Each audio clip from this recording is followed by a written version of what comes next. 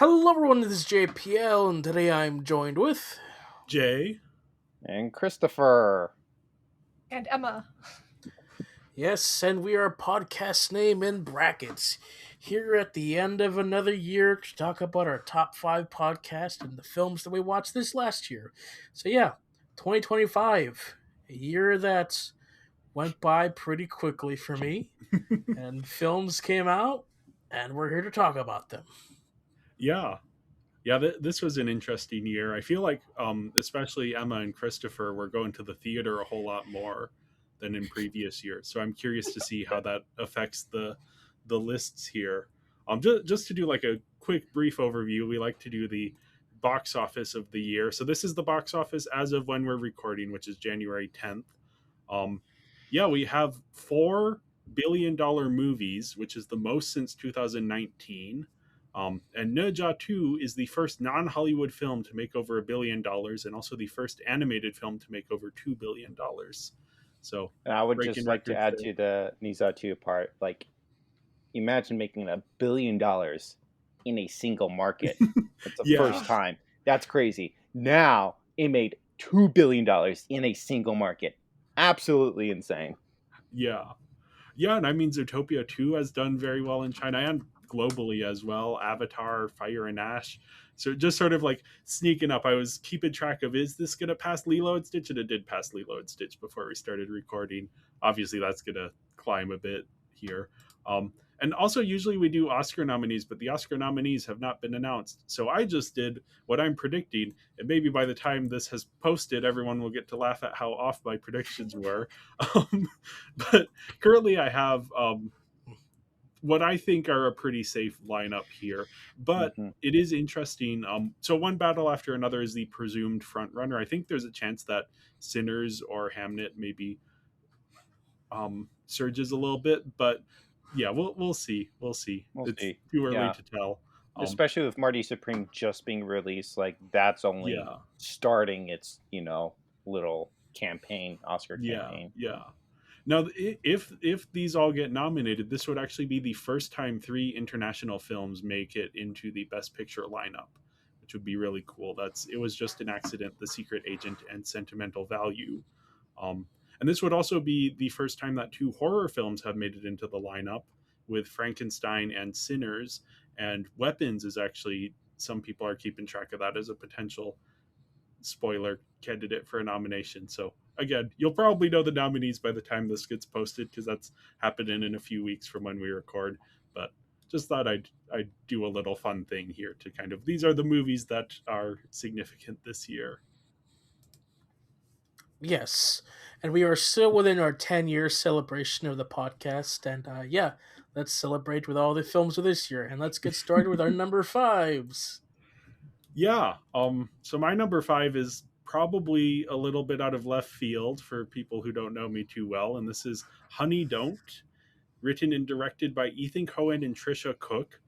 This is the second film in their unofficial lesbian B movie trilogy, and it follows Honey O'Donoghue, who is a private detective in Bakersfield, California, and she's investigating the death of one of her prospective clients.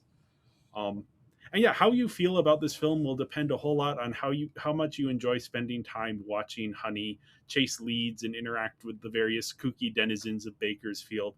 Like this is more so a hangout movie than like an investigation movie or anything.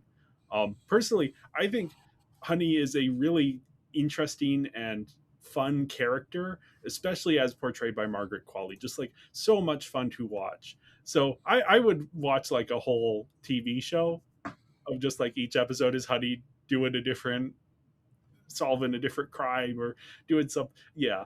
And I don't watch much TV, so that is saying a lot. And yeah, also throughout the movie, we're kind of cutting back to this other plot line with Chris Evans as this like leader of a cult slash drug ring and what's going on there. And the plot and how it connects back to the Honey plot line plays out in a very Coen-y manner, so I don't want to spoil it. But I do know that a lot of people have found that the connection points between those plots a little bit disappointing. I thought it was fun. Again, if you approach this as like a hangout movie, it's a great time. Yeah, the one issue I have with it is the last act where it kind of stops being quite as much of a hangout movie and tries to like have a big twist and this big reveal that doesn't quite work. Um, but I mean, by the end of the movie, the like last scene of this is just a 10 out of 10 in terms of getting back to that hangout vibe and Honey as an interesting character. Yeah. Seeing people's reaction to this movie, I kind of went into this movie respectfully expecting one of the worst movies of the year just because that's what people were saying. Like, Yeah, wow, wow. I was like, I not necessarily I knew fully why people didn't like it. But I was like, dang, maybe this. I try a lot of things, and in terms of the theatrical release, like this just dropped out of release. I was never able to catch it in theaters. I would have tried if I could have, but I was able to get around to it. And wow, yeah, for the worst movie of the year, according to a lot of people, this was great. I had so much fun with this. This is definitely one of the movies I actually laughed the most with during this year. So yeah, I found it pretty funny, pretty hilarious, and I agree with Jay. Like, what great TV show material this is, or at least the blueprint, the basis. So much fun. Like, there's enough like characters that genuinely would. It's just right there. It's right there. It really is. yeah, Like how people fall in love with The Office. Like this, it has this kind of potential in my mind. But unfortunately, because people don't like this movie, that might not happen, and so that makes me sad no, because it's pretty freaking cool. yeah. I am So excited for because there's a third movie in this sort of trilogy. The first one was Drive Away Dolls, which came out last year, and as far as I know, the third movie is still on, even though none of these good. have been well received. But I'm like, Hmm. I'm all for this. I think these are fun. These are B movies, but again, as you were saying, this is just a fun time. Yeah. I saw this in a theater alone and was laughing at many points as well. And yeah, Hmm. I was when I saw that you had logged this, I was like, oh no, what's Christopher gonna think of it? But then I was like, oh, Christopher liked it. That I feel a little bit less alone. It is Yeah. everyone was just hated this movie. But I thought it was just so charming and so fun. And Margaret Qualley just knocks it out of the park. Yeah. Yeah, lately I think especially in December I watched a lot of heady movies and it just got to a point where it's like, okay, I'm just gonna just log things and I'll think about a rating kind of thing. And so I think this like I had a wide swing of like between 3 to 4 stars, I think. It was just Yeah, wide enough where it's like, okay, I'm gonna wait on it. Um but if anything, I think I liked your review pretty quickly. So if yeah, anything, that was yeah. my little like indication, like, okay, you don't have to freak out just yet. Um, yeah, I was still I remember seeing the trailer for Driveway Dolls in front of Past Lives. I think I remember seeing Driveway Dolls and what the Craven the Hunter, those trailers in front of Past Lives, and those two movies got delayed, which I find funny. Oh, and Yeah, Problemista. All yeah, three of those yeah, movies because got that was delayed, and I saw actor strike trailers. stuff. Yeah, Yeah. Oh my goodness. Yeah, all three of them. So, um, and I've only seen Craven out of those three. I don't know. I don't. I think I remember seeing the Driveway Dolls trailer, and I'm not saying that like, oh, I didn't like that. It just like didn't fully attract me, I guess. Definitely, would is it a different vibe from this film? Because it it's feels like a it's different vibe. still yeah, it's a still a B movie, but it is sort of a different kind of B movie. I didn't like it as much. Hmm. It's less of a hangout movie, but it does Hmm. have some like very insane stuff going on that I thought was kind of fun. But I don't know how much mileage you would get out of all of Hmm. that stuff. Yeah, I still may give it a shot just out of curiosity, and especially I've never seen any Coen Brother movies except for this one, and maybe I'll just go diet at first before getting into Yeah, the do meat. their separate movies first, and Yeah. then see. I will say like this is definitely not at the level of a typical Coen's brother collaboration, but Yeah. it isn't trying to be. It's a B movie. It is exactly what it wants to be, which is, Yeah. hey, here's a fun little time. Yeah. Here's hoping that third movie is Honey Don't 2. That's what I want. Give it to me. Honeydew.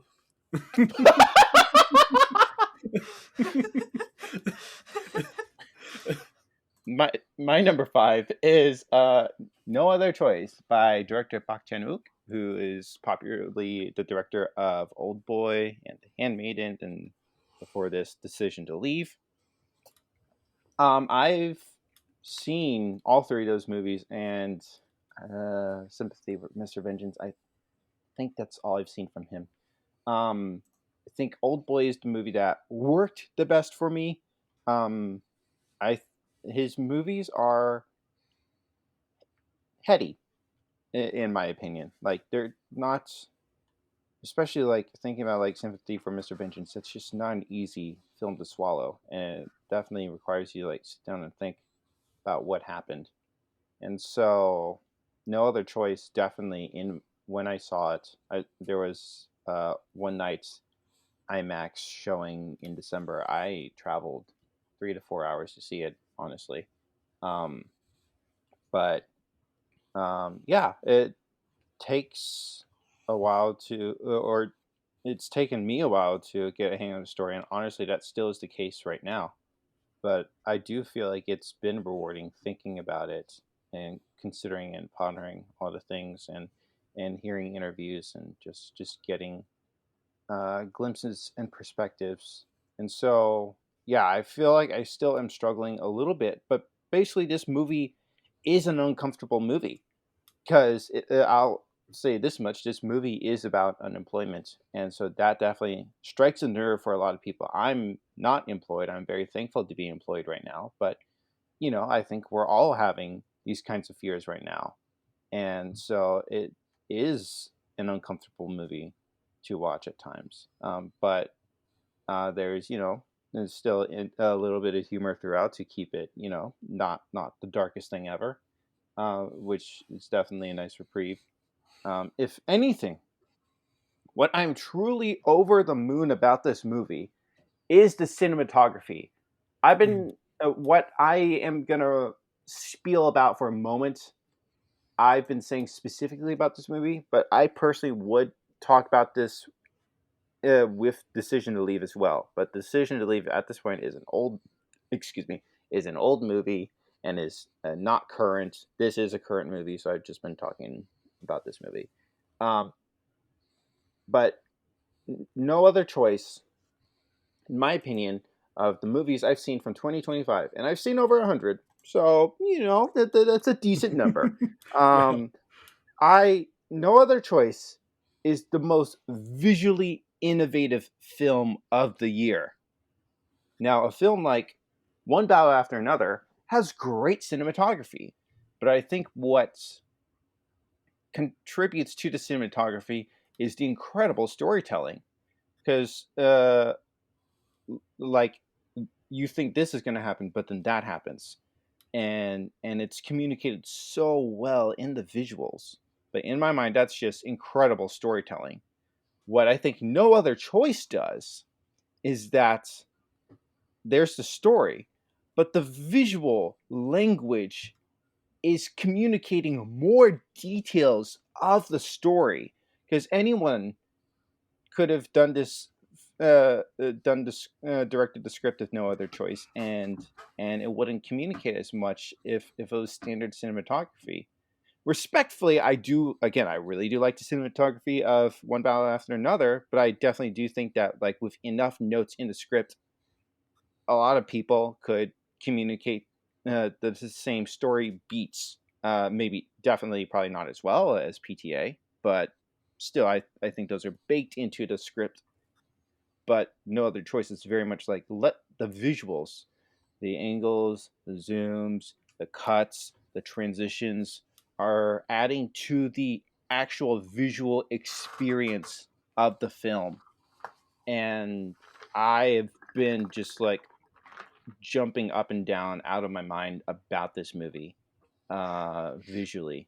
I'm not necessarily one who's like super critical or knowledgeable as it relates to cinematography, but I think we all know that there's definitely a lot of movies that are shot that are kind of just doing its bare minimum.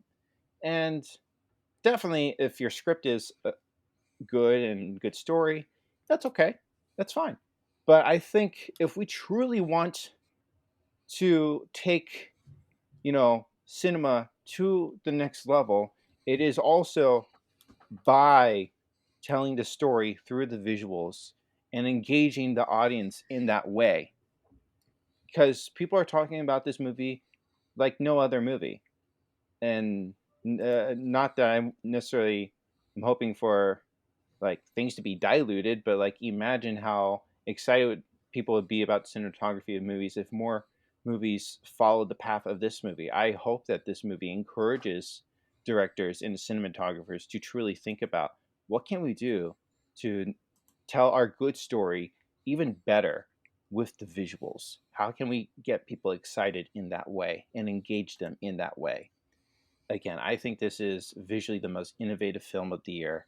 I'm very sad to see it not make the short list for best cinematography at the Oscars this year. Very, very, very, very, very disappointed about that. But don't let the Oscars speak for everyone. I think this is the best looking film of the year.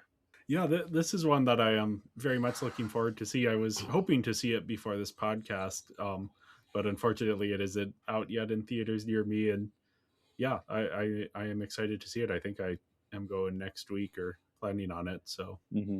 It hits your theaters next week, I guess. Yeah, yeah. yeah. I've seen that in my area as well.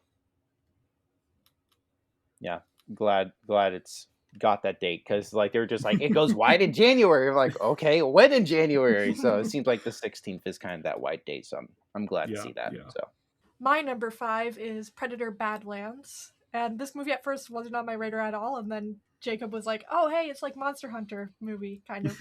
But better than the actual Monster Hunter movie because that was not good. So I went to see it in theaters and I ended up really liking it.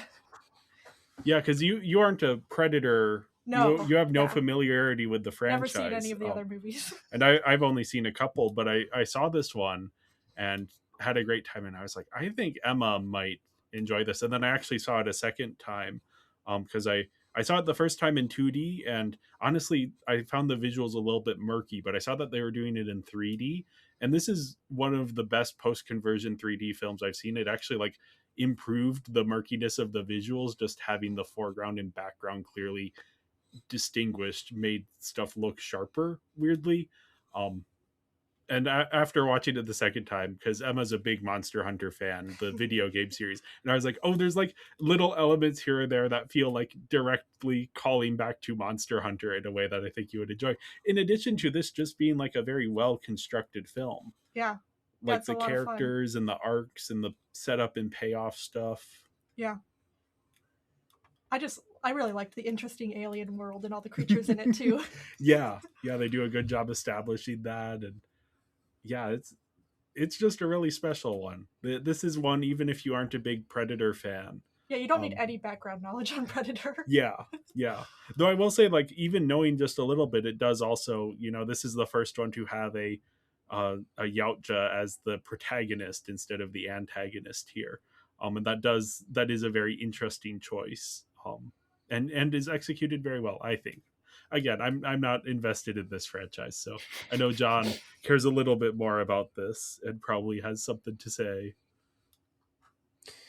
Before I do, Christopher, would you like to give a counterpoint? sure, why not? So I did watch the first Predator movie before this, so I have my background with that, which I was surprised how much I did enjoy / appreciate.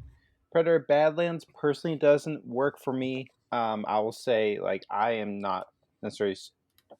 We've talked before, like, I'm not the craziest about horror. Not that this is horror, but I guess even like action kind of can lean that way. There are definitely movies in horror and action I do appreciate.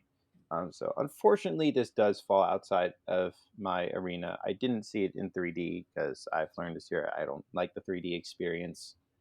So I think specifically, definitely the first scene was the hardest to see, but kind of post that it was fine. It was also the loudest movie I remember experiencing, and I personally didn't enjoy that. And it was also like my first movie I saw in the theater in at least a week, if not two, Mm. because I came home from I think seeing my family, and I went I think basically straight to the theater to see this because I think it was like the last showing in IMAX, and holy crap, it was loud. And I also work at a loud environment as well, so after not being inundated with loud noises for a while, it was the first, especially 20 minutes, was a little miserable. I do agree. I love the alien world. That was very fascinating. I love the creativity that went into that.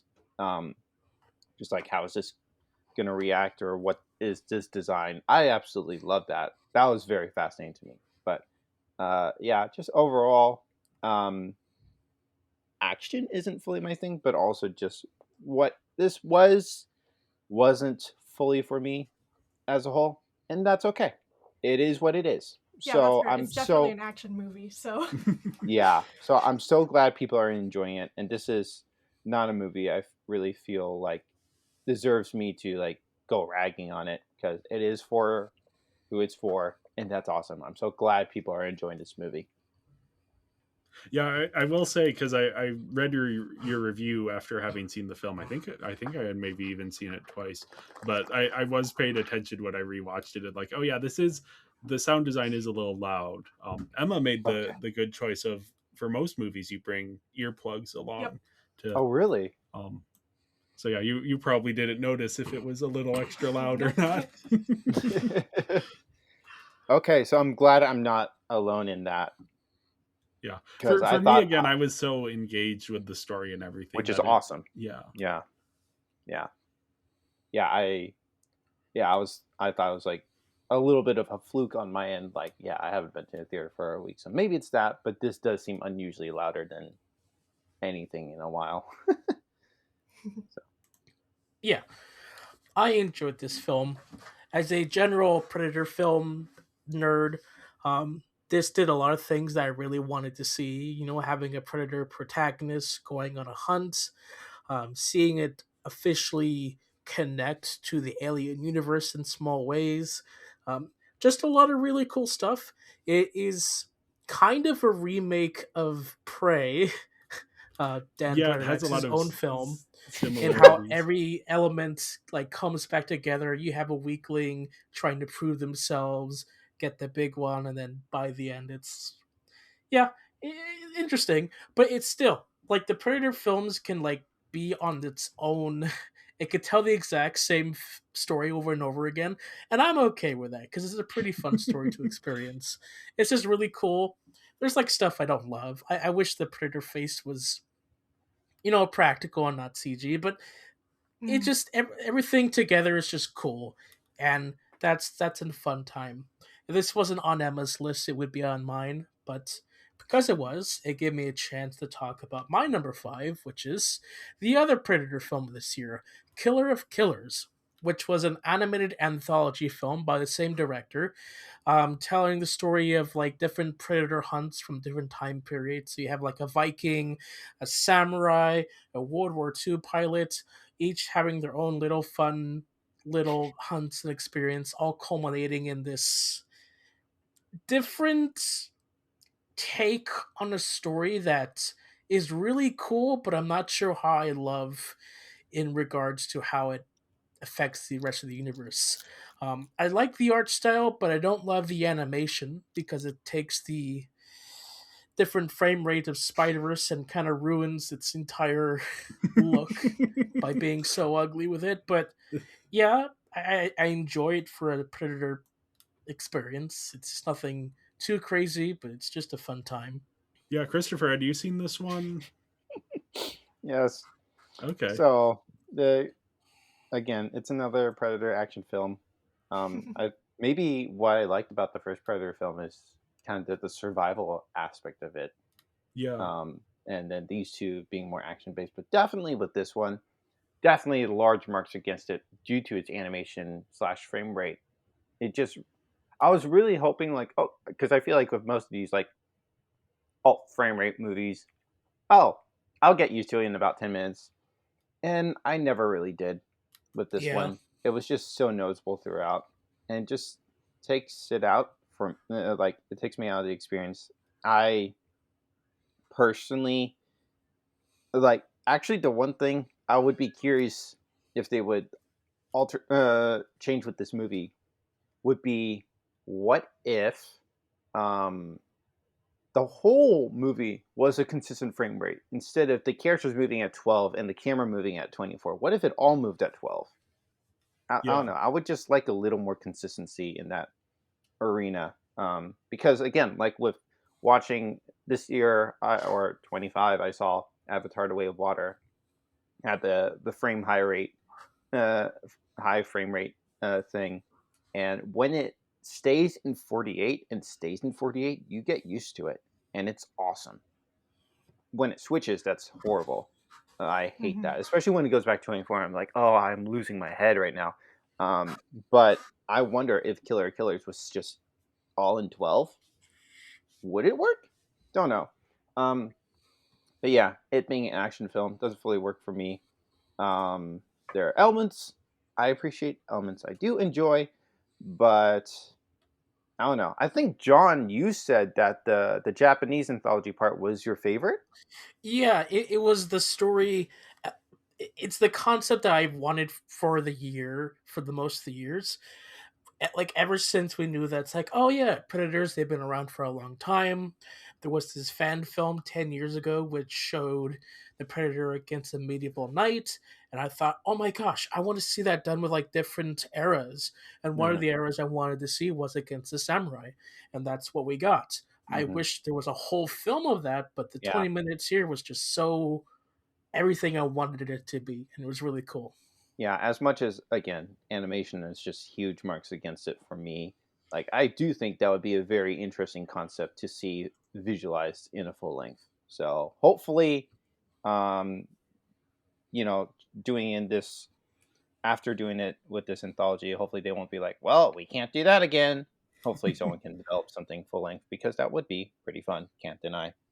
Yeah, I don't that's know if honestly it'd work for my me. takeaway. Yeah, Yeah. my takeaway as well is that because I think something that helped Prey and Predator Badlands is that they have a lot of space to develop the story and the characters, whereas this one I wasn't as invested in the characters, so it made it a little bit harder to engage because it's just these shorter anthology stories.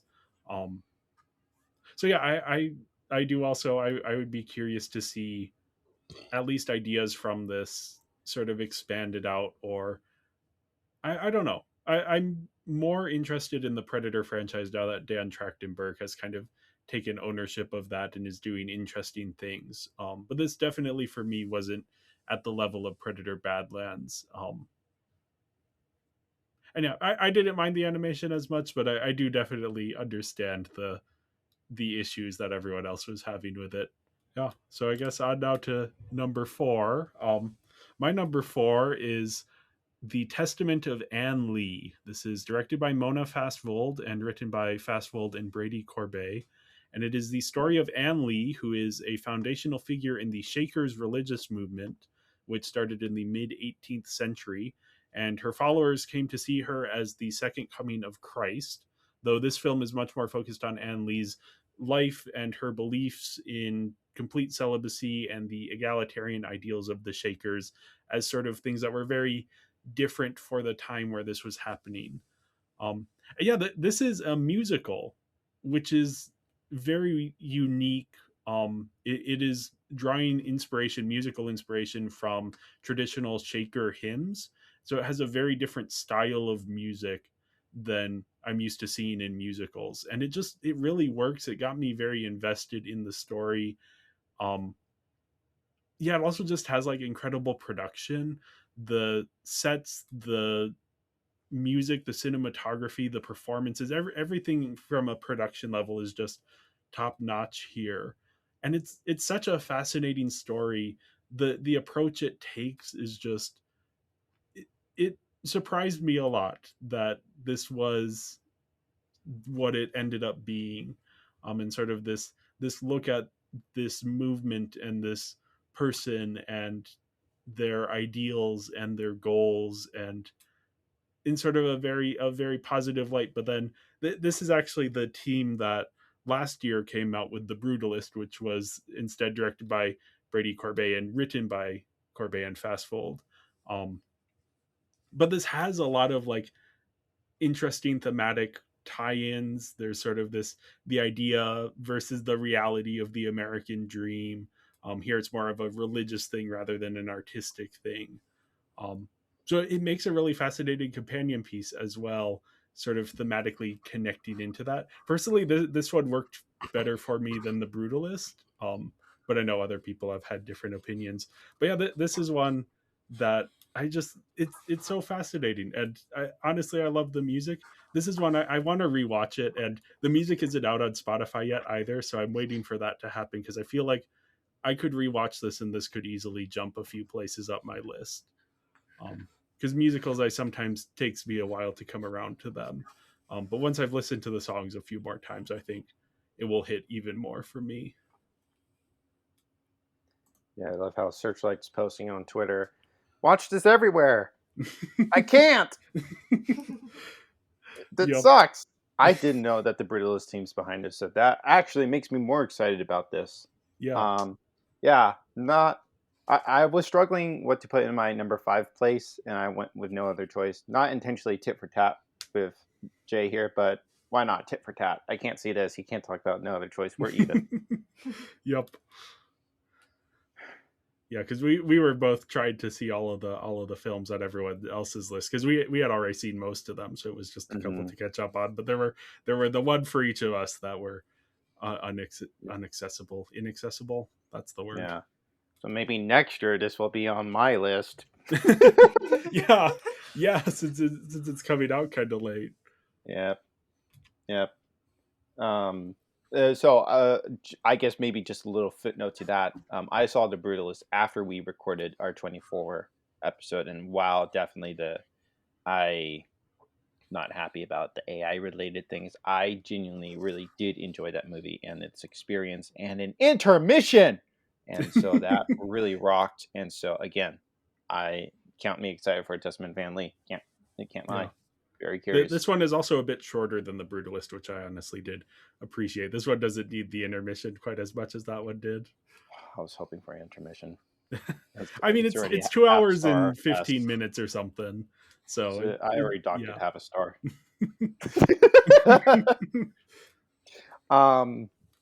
My number 4 movie is Borderline, which stars Samara Weaving and Ray Nicholson, son of Jack Nicholson. And oh my goodness, this was, I think it was simultaneously on digital and very limited release in theaters. So it was only like at my local Alamo Drafthouse for a week, and I went one evening that I was able to. I don't remember if it was like if I can, or it was a random choice kind of thing. Definitely wasn't really on my radar, but I went to see it, and I think like the room had maybe about like 12 people, and there was a certain scene that happens halfway that clicked for us. Oh wait, this is a comedy. And from then on, the 12 of us in this giant room that probably seats over 100 or whatever, we are just all like laughing throughout, just like, because it's genuinely just so silly and crazy throughout it. Yeah, this is not crazy in a mind-bending way, but it's just like unexpected. And obviously when you have a Nicholson performing a crazy person, you're in for a great ride, the time of your life. So obviously he puts in a great performance. This goes into the Samara Weaving covered in blood cinematic universe. It just is a crazy fun movie, man, and it's so funny. And so in rewatching it, like recognizing how crazy this, especially the second half, becomes, I find little things in the first half that are also ridiculous. Like there was just one point at the beginning that I think a certain food is just cut up to be put in a blender and just cut in such a quick fashion or cut, I mean like in the editing room, like bam, bam, bam, bam. Okay, yeah. And I just thought, second time through, I just thought that moment, those 2 seconds, was hilarious. I was losing my mind. Well, no, all right, maybe not losing my mind, but enough where my roommate, because I was showing it to him, he looked at me, he was like, "Are you okay?" And I'm like, "You will get it once you finish this film," and that unlocks the first half, and it's just even sillier. Um, it works for me. Unfortunately, it's not working for everybody. I think it's sitting like at a 2.8 on Letterboxd or something like that. But yeah, it's crazy. It's silly. It's fun. Great ride. I recommend. I recommend. Yeah, I was curious to hear you talk about this because I did watch it a couple nights ago, and I was like, oh, it's not fully hitting for me. So I am curious what Christopher sort of sparked to with it. And yeah, hearing that you saw it with an audience that was engaged, like that can definitely help the experience of a film, especially like this one. As you were saying, this is a comedy. It is very funny, even though it is also very intense. Because yeah, I think just watching it at home, not really having that kind of audience experience, it's like, okay, I Mhm. feel like I've seen similar films that have maybe hit a little bit better for me. Mhm. But hearing that it plays in a theater, that I think explains a lot to me of why you had this one on your list here, Yeah, um, I and why it worked genuinely. so much for you. Yeah, man, like it was definitely great seeing it with those 12 people, but it just made me so sad because I'm like, I just wish more people could see this with Yeah, more people together because this is it like I understand it didn't come from a big distributor. They don't have money, and so it's basically just trying to distribute the movie, which is awesome because so many movies sit in distribution hell. So I'm so glad this did get distributed, but like I I think like even the copyright in the movie is like 23 or something. yeah, So yeah, I'm so glad it got to see the light of day. But I just wish that like more people could have seen it together in a theater. And I think like I've sometimes had mixed bags with like seeing some movies in theaters where it's like, oh, this is supposed to be the comedy or the great movie to see with people in the theater, and I end up a little disappointed for that experience. Not necessarily because of misset up expectation. I think it's just due to poor audience reception, and I'm part of that audience. But this one definitely just a blind, okay, why not? And then halfway through, it clicks for us. It works out. yeah, Yeah. So maybe this is a movie to see with friends, and then that one friend who gets that sense of humor will encourage everyone else to start laughing. Who yeah. knows? But it works for me. It worked again the second time. So, yeah. So my number 4 is Wake Up Dead Man, which is a Knives Out mystery. And I didn't like Glass Onion, so I wasn't quite sure if I'd like Wake Up Dead Man. But then Wake Up Dead Man feels a lot more similar to the first Knives Out, which I absolutely loved. So I really enjoyed it.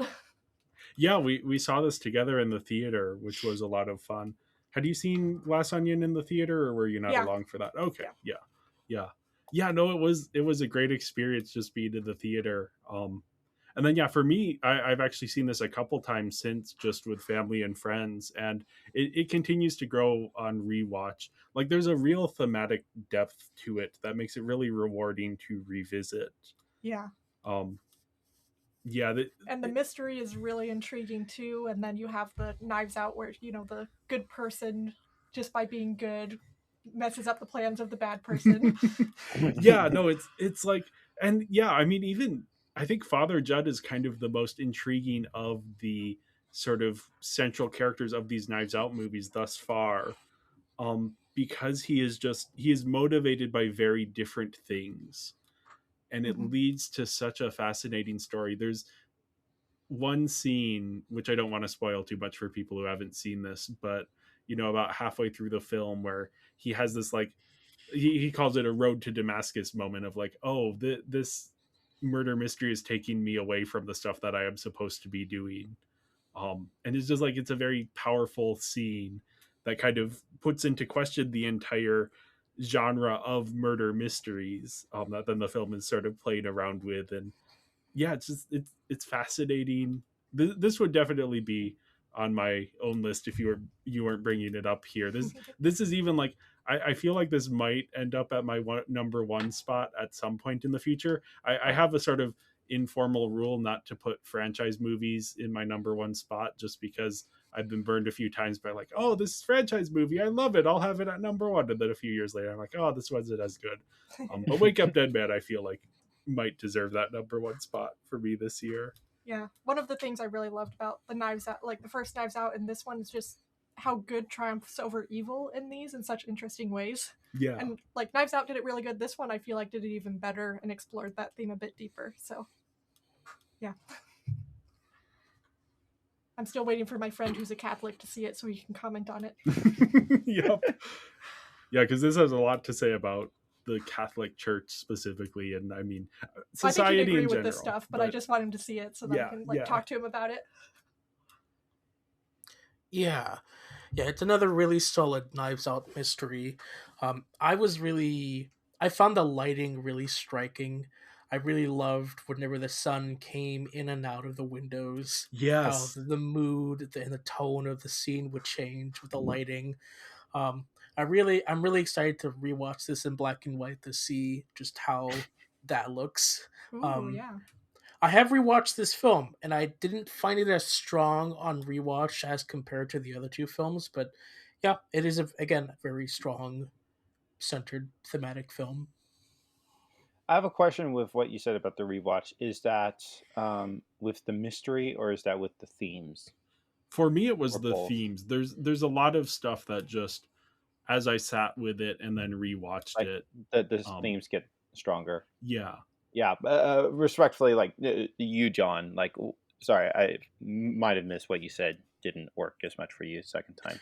Yeah, like with the other two Knives Out films, like they are very rewatchable. The second one, you kind of have to rewatch because of the way it structures its mystery, and the first one, I I watched it in black and white and then rewatched it right away in color with my mom, and it was just as entertaining on that immediate rewatch. This one, I didn't quite have the same enjoyment on the mystery side, even just the entertainment side, because it's not as comedically centered as the other two. It's much more focused It's on more dark. themes. It's darker. Yeah, it doesn't have that same appeal, but it still has very strong themes in it. Yeah.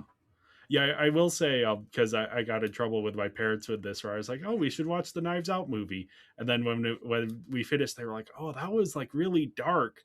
I was like, "Oh yeah, I probably should have said something before we started," but I didn't even register it in the theater. I Right. was like, "Oh, this is kind of weirdly playing like a horror movie," but then I mean, you get to the resolution, and it's like, "Oh, everything connects back together," and Mhm. yeah, so I wasn't And- even thinking about that. Honestly, in my mind, like all the Knives Out franchise is based on murders. So I mean, that intrinsically is dark. Yeah. Respectfully. Oh yeah, I was saying like, yeah, it's a murder mystery. So, but it has just like a heaviness to it Mm, that the others don't quite. There's a weight to what's going on that maybe the others don't have to the same degree. mhm. Not to say, I mean, the others are also fantastic. They're going for slightly different things. Yeah, I didn't really like Glass Onion. I did, but yeah, that's neither here nor there. Christopher, did you see this one? I did. So I actually watched all of the Knives Out movies for my first time within 24 hours. I had actually seen like the first 20 minutes and actually the climax scene in the first Knives Out movie prior to watching it as a full thing. I think it was like in 2019 when I wasn't really into movies, and so the directorial style really threw me off. And I was at someone's place, and I was like, you know what, peace out. And then I was in an editing class. I think it was 21. I think 2021, and so we were like, that's how I watched Iron Man, because of that class. But we would pick a scene from the movie and critique the editing, and someone chose the climax scene in Knives Out, and so it was actually, sorry, I'm spieling about that movie for a moment. So in watching the first Knives Out movie, we see what we like the initial like, oh, this is what happened from this perspective, and I thought that was the climax scene, and it's like, oh, so I actually don't know the ending of this movie. as it keeps playing out. And then when we actually get to climax scene, it's like, oh wait, I do remember that. Now that I see it, but I completely forgot about that. So actually, Yeah. the mystery still worked for me. So I'm very thankful about that. But definitely in watching like these 3 movies for the first time within 24 hours, it was in 24 hours because I caught the last showing of Wake of Dead Man in theaters. I was definitely more into like the mystery side of things, and also Glass Onion really did work for me. Again, I feel like it was almost similar to like a Honey Donut. A lot of people being like, and then I was like, wow, this actually works for me because I think the base of like Knives Out, we see a lot of people, some good, some bad, and sometimes those characters are so accentuated. In Glass Onion, we see a group of characters that I think, especially for a general audience, is just very uncomfortable to see their characteristics, especially the negative ones, so accentuated. And I don't know. In my mind, it just fit in with the Knives Out movies in general. Yeah. So with Wake Up Dead Man, even though I've heard conversations about it, I wasn't mentally prepared or awake enough for like the meaningful stuff. I was kind of expecting kind of just the mystery side of things. So I've had a lot of people watch it and really love it, and especially talking about like the values that are portrayed in it, and those kind of honestly went over my head because I wasn't mentally prepped for that. So that'll probably be something I'd be able to pay better attention to on a future rewatch. But I did enjoy the mystery for sure. I think presently, maybe because I wasn't part of it as a whole, might sit at the bottom of the 3 movies for me presently. But again, I hope it will grow on me. And again, in December, I watched a lot of heady movies, and so this was just wrong movie at the wrong time for me. I was just a little too tired to appreciate this movie at the time I watched it. But I respect the Knives Out movies. They're awesome. Yeah, if this wasn't on Emma's list, it would have been on mine. But it it gave me a chance to pick something that I probably never would have picked before. And what I chose is a short from Star Wars Visions, which is Star Wars anthology thing by different animation studios, and this is from their 3rd volume for this year called The Lost Ones. And it's a sequel to a story from the 1st volume. And yeah, I really love this story. I love this character. And seeing their story be continued into this 2nd one, which gets a little more personal for the character. They had like to face their past and move on from things. It's one of my favorite character designs for a protagonist. I like the animation. I like the concepts put into this for Star Wars that I really wish were canon, but and are pretty cool. Yeah, it's 20 minutes. Pretty good. I don't want to spoil anything. Just if you haven't seen Star Wars Visions, give it a shot. It's short and it's interesting. Yeah, Star Wars Visions is, I think, easily one of the best things to come out of Star Wars in the last 10 years, if not the best. It's really up there, just giving different creators complete creative control to make something with the Star Wars universe as like a backdrop. And yeah, the Village Bride was my favorite of the ones that I saw from the 1st season. I will be honest, I don't love that this is a direct follow up, just because I'm kind of with this like, if you're gonna do a follow up, then just do like either a full series or a feature rather than doing like one 20-minute episode every 5 years or whatever it's been. Sure. But it is just like, yeah, the ideas and the animation is gorgeous and the visual designs of everything. Yeah, it's just such a great project, just Star Wars Visions in general, and this is definitely one of the best things to come out of that whole project. Well, yeah, I guess on now to my number 3, which is Avatar: Fire and Ash. Of course, directed by James Cameron, written by Cameron, Rick Jaffa, Amanda Silver, Josh Friedman, and Shane Salerno. Yeah, this picks up right after Avatar: The Way of Water, following the continuing story of the Sully clan. And yeah, I think this film's biggest strength and greatest weakness is that it is a very direct follow up to The Way of Water, in a way that The Way of Water wasn't quite as direct of a follow up to Avatar, even though it is like a direct sequel. It's hard to describe until you've seen it, and then once you see it, you're like, oh yeah, this is kind of The Way of Water Part 2. Um, yeah, it's a weakness because we aren't getting to see like new locations or meet new characters. That's, I think, some of the best stuff in the Avatar films is just like hanging out with the characters and seeing all of the cool nature stuff. And this one doesn't have that same stuff. Even the final set piece feels very familiar at times, but I do think, Like, weren't you saying too that they released a trailer to begin with, and then there wasn't good Yeah. reception for it because it's like, isn't this just? Didn't they already come out with this? yeah, the first trailer was so similar visually to The Way of Water that people are like, wait, is this just The Way of Water trailer again? So that definitely is an issue here. I do think it is a strength though as well, because we are getting even deeper into these characters and their arcs here and their relationships, and it's very interesting to me. There's some very fascinating characters, which is weird to say for a franchise that I think the first Avatar does not have particularly interesting characters. But now there's sort of this depth added in all of these new relationships that are forming in the bonds that are, and also the divides. There's a lot of conflict here, and this is a big long movie, so there's a lot of space for these things to develop. And yeah, it's just this big and broad and sincere to the point of silliness, but it really works if you let yourself get swept up in the emotions of it all and the spectacle. And yeah, I mean, obviously it also goes out without saying that this is like a gorgeous film. The production design and the visual effects are just beyond what any other film is doing at this point in time. Mm-hmm. Yeah, I also really liked this. There's just been too many movies that I liked this year, so this got pushed to my number 6 and didn't make it onto my top 5 list.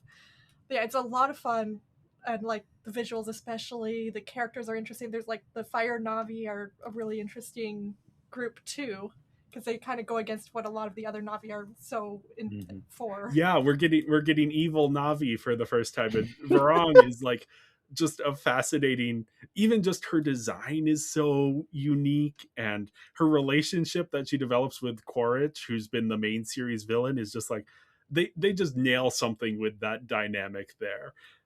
The thing has become a bit of a meme of Quaritch is like holding her as she's like using a flamethrower, and like, yeah, that exact dynamic is just so fascinating. Again, these are fascinating films in a way that I think they don't quite get credit for being, while also just being like very emotional. And yeah, there are moments in the climax where I mean, honestly, the first time I think we were both edge of our seat at certain points. Yeah.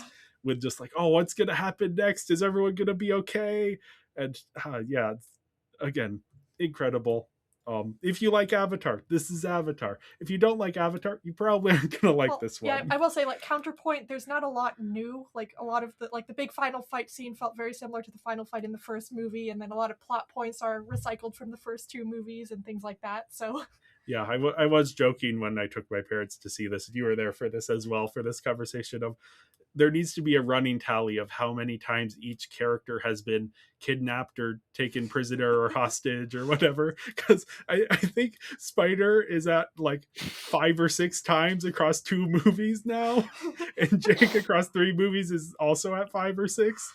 It happens again and again.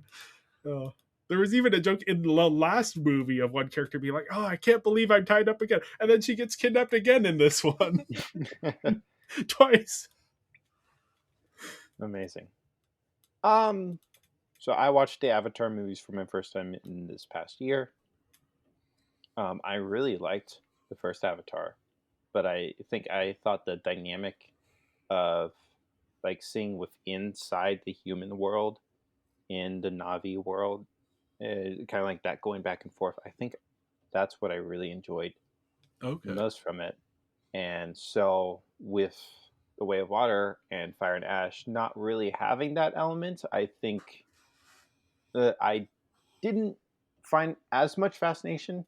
The movies are crazy beautiful. I did see The Way of Water a few months ago in 3D in IMAX with high frame rate, which I did not enjoy the switching at the very least. But when it Yeah. goes in 48, it goes hard. I will admit. And then also I had a headache that day, so kind of a miserable experience.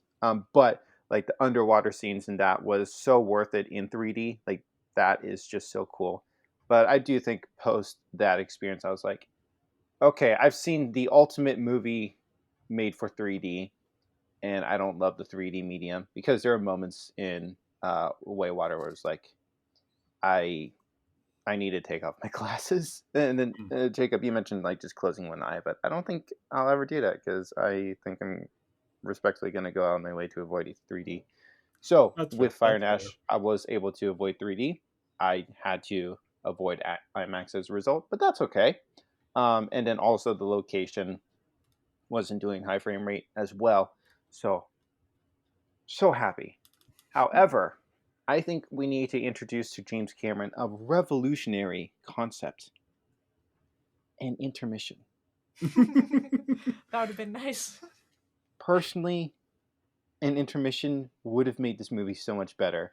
And I am not trying to be, mean or petty or anything like that at all. No, I just needed a moment because I think for the first hour, hour and a half, maybe two, I was enjoying my time. Definitely not to Jay's level, but I was enjoying it.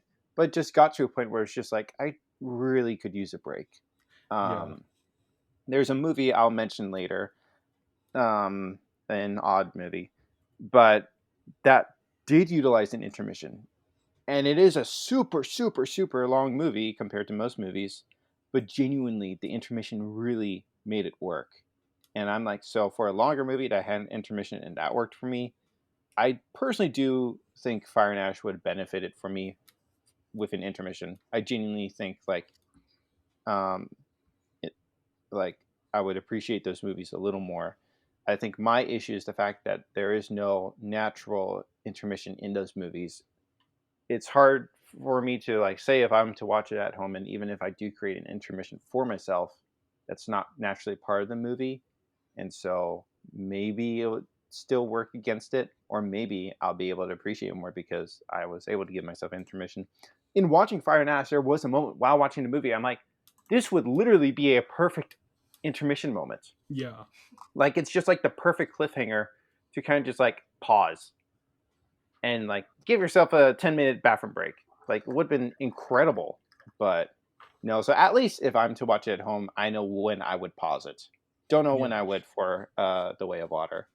I've done the exercise, and you could watch these movies as like hour-long episodes of TV shows. Like there are good breaking points. But I mean, honestly, I do definitely agree with the intermission thing, and it's weird because James Cameron is taking so many cues from like Lawrence of Arabia or Ben-Hur, these like old school big epics which had those intermissions. And so I agree. I don't know. I like being immersed in the world. So maybe if it's the intermission, but we're getting some like nice Pandora visuals as the intermission is going on, so awesome. I can stay in my seat but still have the intermission.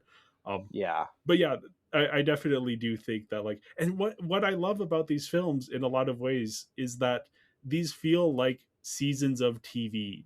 You are getting a full and complete experience. You walk out of the theater, you're like, that was satisfied. I feel like I have had a full meal. Where I think a lot of blockbusters nowadays don't prioritize that. But yeah, I also agree. Emma and I saw the high frame rate. The theater, the IMAX near us doesn't do high frame rate for 3D. So I this was my first time seeing it high frame rate, and it wasn't even in 3D. And I agree that it is an inferior experience. Yeah, I know every time it jumped back down, I just saw the stuttering. I was like, oh no. Oh my goodness. Yeah. So yeah, I would definitely advocate for, if you can see this, just standard 3D. Or if you don't like 3D, then yeah, see this in. My thing with Avatar, which I don't think I've said on this podcast in a bit, so I'll just give my quick quick thing. I think that the Avatar films are genuinely good, but they require a level of suspension of disbelief in order to engage with them on the emotional level that they're asking. And it is easier to do that when you're in a big theater with 3D glasses, but it is entirely possible to do that just at home. You just kind of need to let go of everything else, and that's a little bit harder to do at home. Yeah, I think I've said before that like the best experience for Avatar is seeing it either in IMAX 3D or if you're 10 years old, because those are kind of the ideal experiences for just letting go of everything else and engaging with the world. Yeah, no, and I Foreheads, understand. like I saw the first Avatar at home and it worked for me. Yeah. So yeah, if you do see the Way of Water and Fire and Ash at home, I would be curious if they work a little bit better when you're able to sort of add a little break for yourself and not have to see it in the 3D with a headache, which is that does not sound fun at all. Yeah. I honestly don't remember how I watched the first Avatar. If I gave myself a break, I would like to think it's a lot shorter. It's like 30 minutes. It is shorter. That's true. So it's a little bit more manageable. But still, I think genuinely I did enjoy it more because I do think there is a little bit that correlation. You're more invested in it than I am, so I'm yearning a little more for the intermission. So, and then again, like with the first Avatar, I did enjoy more. I don't remember if I gave myself an intermission. I would like to think I didn't because I tried to avoid pausing, period. But yeah, I do definitely think that I do like the story the first one more, but I still have a appreciation for the second and third. I think it's in my mind sad to me seeing people just dog on Avatar just because it's popular and it makes money, and that I don't understand. Like I can understand if you watch it and you have your reasons why it's not that great. That's fine, but it's like, I don't like it because it's popular. People are like, oh, this doesn't. No one makes memes about it. No one knows the characters' names. And I'm like, exactly. It's the excitement of Star Wars, but you don't have to deal with all of the fandom stuff because no one cares about it. So you're the only one there. You're like, oh, this is. I can just think whatever I want. I don't have to worry about. Not that you should be worried about fandom stuff, but fandom stuff just overtakes everything. So it's nice to just be like, here's Avatar. It exists. People don't really care about it, so you can just have fun with it and enjoy it. Yeah. I will also contrast one different thing as relates to the money thing. As it relates to a high frame rate, James Cameron, I think, was asked about it. And then he's like, well, I think $2 billion will disagree with you with The Way of Water. And then I think in both our experiences, some theaters do high frame rate and some don't. And honestly, I would like to think many theaters, not just in the nation, but around the world, can't do the high frame rate. And maybe many people are unaware of that kind of experience. Yeah. So I don't think $2 billion speaks for itself. Yeah, that's definitely James Cameron saying what he wants to say. he can be that way. Yeah. Oh. Well, my number 3 is another phenomenon, but unfortunately, it's just been relegated to China. Ne Zha 2. So again, going into this year, well, honestly, like mid 24 is when I got like my movie theater pass and started trying to see as much as I can. And I really do try. Definitely gets harder with like series and sequels and franchises. I don't know if you'd believe it, but there's a lot of original films that release. There are, or at least if not original, like maybe it's based off something that's like at least a part 1. There's a lot.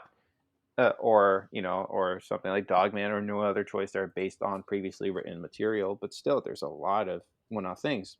Anyways, but definitely if like a part 2 is releasing, I do my best to try to see if I can see the part 1. I remember in 24 there was Sonic 3, and I was like, oh, maybe I'll try to go out there to Sonic movies. And I watched the first one. I said, I'm not going to try. Maybe if it was the second one in theaters, maybe I'd try. But no, if I have to watch 2 more of these, never mind. Or at least in such a short amount of time. So, I see Niza 2 is in theaters, and I said, you know what? I looked into it and I saw right where I could see Niza 1. Niza 2 is just like such a phrase at this point. It feels weird just to say Niza. But anyways, Niza 1 was a English dub on Hoopla, and Hoopla doesn't have great visual quality, so that was a little rough. But oh my goodness, I did not enjoy Niza. No, I didn't either. Yeah, thought it was funny that because it was there's another person I follow on Letterboxd who also did the same thing of watching Ninja, the first one, and all three of us had the exact same reaction of, oh, this is not, no. What a rough movie. Did not enjoy that at all. It's DreamWorks parentheses derogatory. And so I think most people be like, wow, I hated that movie. I'm not going to see part 2. But just like what I said with Sonic, if it was Sonic 2 that was in theaters, I probably might have gone to see it. So as I said, I've come this far. I might as well continue. So I go into the movie theater with my popcorn because it's at least 2.5 hours. I don't remember it exactly, but it's a long movie. Yeah, so basically that's kind of my rule of thumb. When we're hitting around that 2.5 hour mark, I'll definitely buy popcorn because popcorn is expensive. Or if I'm watching multiple movies, which I do think I did that day, and I start watching it, and it's more of the same. And like, what am I doing to myself? I can't. And then, out of nowhere, not necessarily out of nowhere, but that's what I felt like. The story got good, and something happened, and it was interesting. And I'm like, oh, and it keeps steamrolling, and it keeps going. I walked out of that room a changed man. It was one of the most like, oh my goodness moments of like walking out of the theater that year. Because I'm like, holy crap, that was good. That was emotional. The stakes made sense, and like, would you just life changing? Just again, just how poorly I received the first 3 hours of the Niza movies, and then for the story to truly have this change and just steamroll to this degree. Oh my goodness. By the way, like I said, I saw the first one with English dub. The second one, I saw the initial Chinese release in like February, March, April, not the A24 English dub. So I think, Jay, you had the opposite experience. Yeah, but our theater wasn't showing the Chinese language version, so Emma and I went to see the A24 release. Yeah. Oh my goodness. What a surprise. And I think this is my story, man. Like, I am such an advocate for trying things, especially if you're open-minded about movies. Like of course, I don't want people to watch movies that they're not going to enjoy. And I hate, especially kind of even in this case, be like, well, just get through the first part. The second part's better kind of thing. But like, imagine if I said, wow, I hated that first part, I'm never watching anything Niza again, then I would have completely missed out on this incredible movie with this incredible story and incredible ending. Oh my goodness. Yeah, I am so excited for Niza 3 in whatever 7 years that it releases. This is an incredible movie, an incredible experience. Like, honestly, oh my goodness, this too. A24, I guess, as a distributor, sent the wrong file to the IMAX theater. So it never played in IMAX in my theater. And I was so bummed about that because I genuinely, especially like the ending sequence battle, would have been insane to watch on the IMAX biggest 3D, screen in this I know you're not a 3D person. IMAX 3D was insane. The visuals in this are insane. Yeah. Like there's so many times where there's like thousands of characters or whatever. They like animate so many of them. Like, what? This is definitely like for me, the way that I would compare this for people, because it is definitely taking cues from like DreamWorks, obviously, especially the earlier stuff, but then the later stuff is taking cues from like Marvel and Avatar, and watching And this that's was said like, in a positive way for yes, those who don't yes, like yes. Marvel. And we mean that positively. Yeah. Watching this in the theater was like watching Avengers Endgame, but instead of having to watch 20 movies to get to it, you just have to watch 2, and you honestly don't even need to watch the first one. Yeah, I never watched the first one. No, which was the right decision to make, because the first one is bad. But no, it's just like, it's the spectacle, and it just it's phenomenal, and the visuals and everything. It's just like, yeah, it's the excitement of watching like your favorite superheroes do this big giant end game battle, but it's the second movie in the series, so you don't have to deal with like devoting all that time. Well, also instead of just the like 20 superheroes, you have like these thousands of cultivators and demons and stuff. Yeah, this is definitely the closest I have come to like seeing another Avatar movie in theaters that isn't Avatar. I think if I were selling this to people, this is almost like an easier to get into version of Avatar, of a third Avatar movie, is go and see this one, because it has that same scale and spectacle. But it is also, again, as you were saying, like the first hour or so, not even like, there's certain action scenes in the first hour that just like really hit, but there is also a lot of the Ninja One stuff that isn't quite working. But then once it starts to like shift gears, you're like, oh, this is why is this shouldn't be working, why is this working? And again, for how much we're derogatorily talking about like the first hour, that's how incredible the rest of this movie is. Oh my goodness. Yeah.